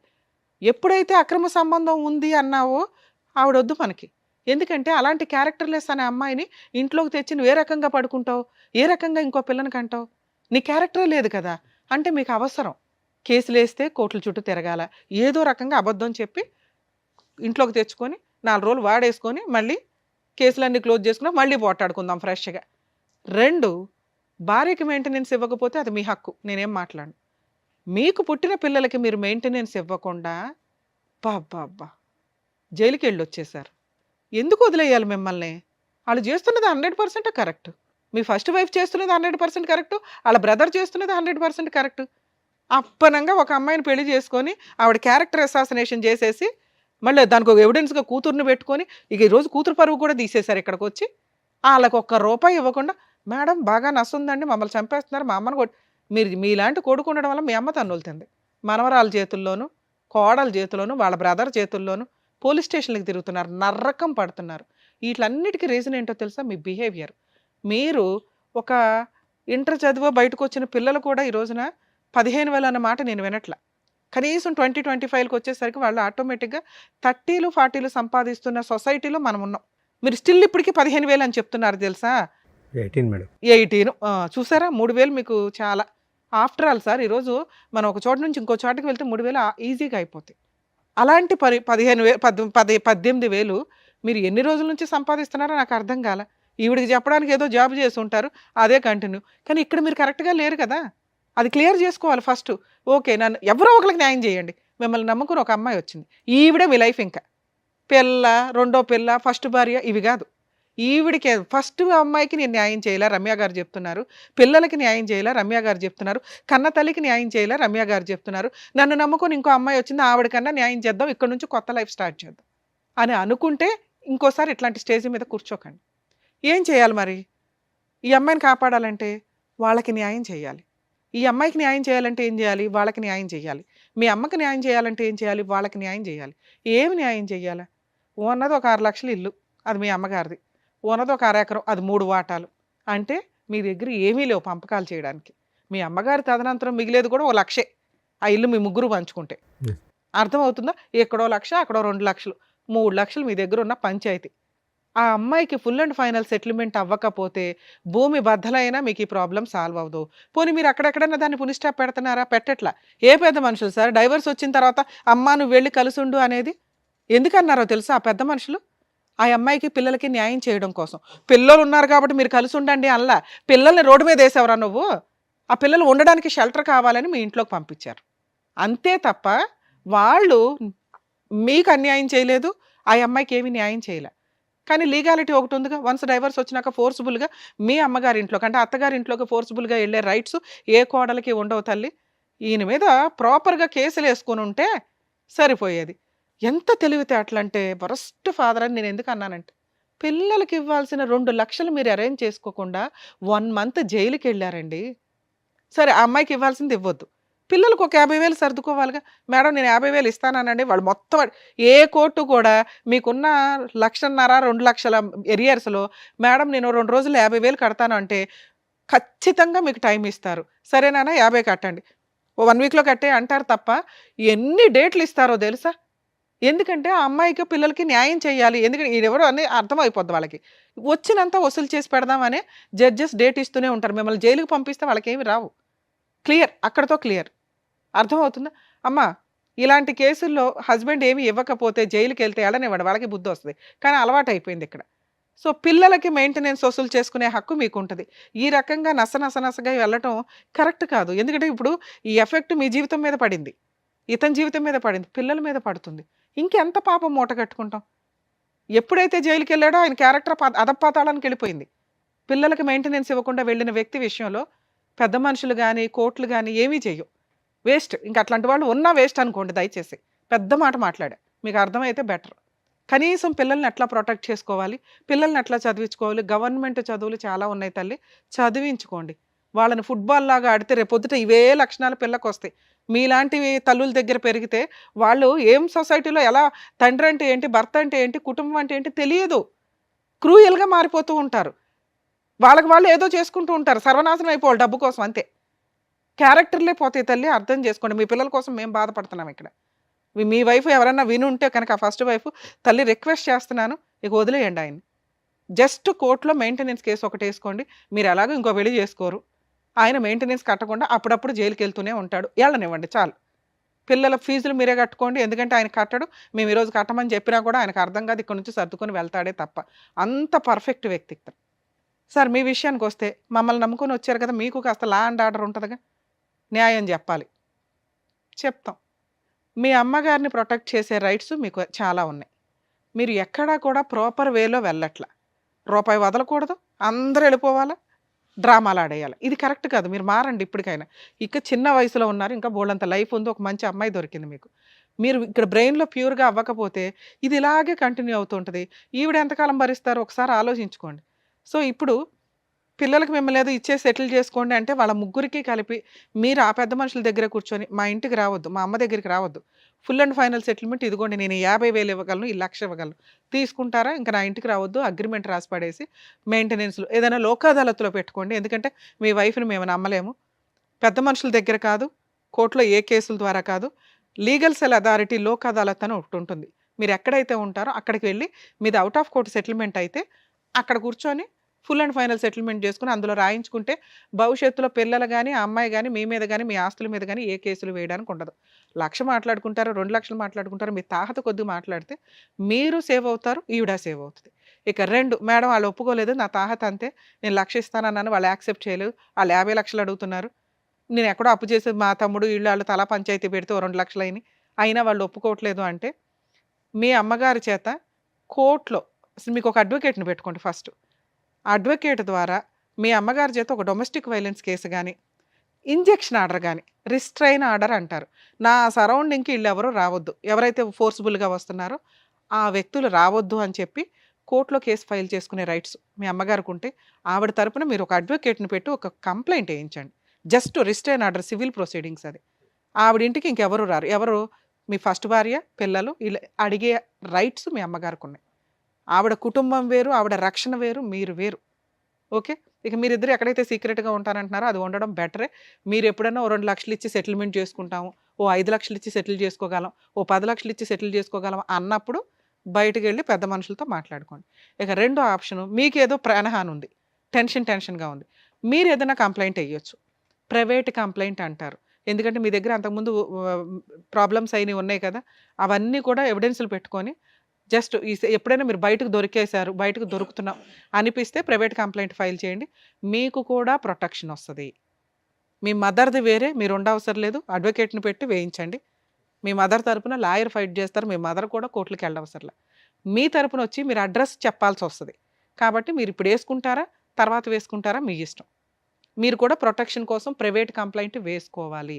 మీ ప్రాబ్లం ఎప్పుడు సాల్వ్ అవుతుంది, ఫుల్ అండ్ ఫైనల్ సెటిల్మెంట్ అయిన రోజే సాల్వ్ అవుతుంది. అమ్మ ఫస్ట్ వైఫ్కి చెప్తున్నాను, ఇందాక చెప్పాను క్యారెక్టర్ల గురించి, పిల్లల గురించి. అలాగే మీ క్యారెక్టర్ని ఇక్కడ ఎవ్వరూ ఏం మాట్లాడట్లేదు తల్లి, ఎందుకంటే మీ హస్బెండే మాకు నాకు నచ్చలే. ఎందుకు అంటే ఆయన మీ గురించి చాలా ఎలిగేషన్స్ చెప్పేశాడు. పిల్లలు ఉన్నారు కాబట్టి అవి నిజం కాదని అనుకుందాం, ఎందుకంటే మీ అమ్మాయి మాటలు కూడా మేము నమ్మం. మీ కూతురే వచ్చి చెప్పిందండి, ఆయన దగ్గర ప్రాపర్ ఎవిడెన్స్ లేదు, మీ ఆయనే నమ్మాడు నిన్ను, మా ఆవిడ మంచిదండి అనే నీతో ఇంకోసారి పిల్లలకి అన్నాడు. సో మీ పిల్లలు ఉన్న కేసుల్లో మీ క్యారెక్టర్ని మేము ఇక్కడ ఎవ్వరూ మాట్లాడట్లా. మీరు క్యారెక్టర్ లెస్సా, అబ్బాయితో అక్రమ సంబంధాలు ఉన్నాయా లేదా అని. మీ కూతురు చెప్పింది కూడా మేము నమ్మట్లేదమ్మా, ఎందుకంటే ఆ అమ్మాయి మైనరు, అలాగే ఆ అమ్మాయి చాలా అబద్ధాలు, అక్కడ మాటలు ఇక్కడ, ఇక్కడ మాటలు అక్కడ, ఎంటర్టైన్ అవ్వడం కోసం చెప్తుంది. సో మీ క్యారెక్టర్ని మేము ఇక్కడ ఏమీ మాట్లాడట్లేదు. ఇక 3, పిల్లల మెయింటెనెన్స్ కోసం మీరు ఒక ఎంసీ కేసు ఫైల్ చేసుకోండి. ఆయన దొరికితే జైలుకి వెళ్తూ ఉంటాడు. ఇట్లాంటివి ఆయన్ని జైలుకి పంపించడానికే మీరు చూసుకుంటూ ఉండండి ఆ ఎంసీ ద్వారా, లేదా అప్పుడు ఫుల్ అండ్ ఫైనల్ సెటిల్మెంట్ చేసుకుంటాడు. దయచేసి అత్తగారి దగ్గరికి వెళ్ళకండి అమ్మా, ఎందుకంటే ఆవిడే ముసలావిడ. ఎందుకు ఇవన్నీ ఇప్పటికే బోళ్ళంత ఏమో చేస్తే ఇవన్నీ కష్టాలు వస్తున్నట్టు లెక్క, అవి పిల్లలకి ఇబ్బంది కూడా అవుతున్నాయి. ఇది నా personal request madam. Thank you madam. So అదండి, సో మేడం చెప్పింది మీకు క్లియర్గా అర్థమైంది అనుకుంటాను. సో చెప్పినట్టుగా చేయండి అండ్ మీరు కూడా జాగ్రత్త. Thank you. Thank you. So thank you so much sir. Thank you so much madam. Naveen Kumar గారు ఆయన సమస్య చెప్పుకోవడానికి వచ్చారు. ఏం చేస్తే బాగుంటుందని చెప్పినందుకు థ్యాంక్ యూ సో మచ్. మరో కథతో మళ్ళీ కలుద్దాం.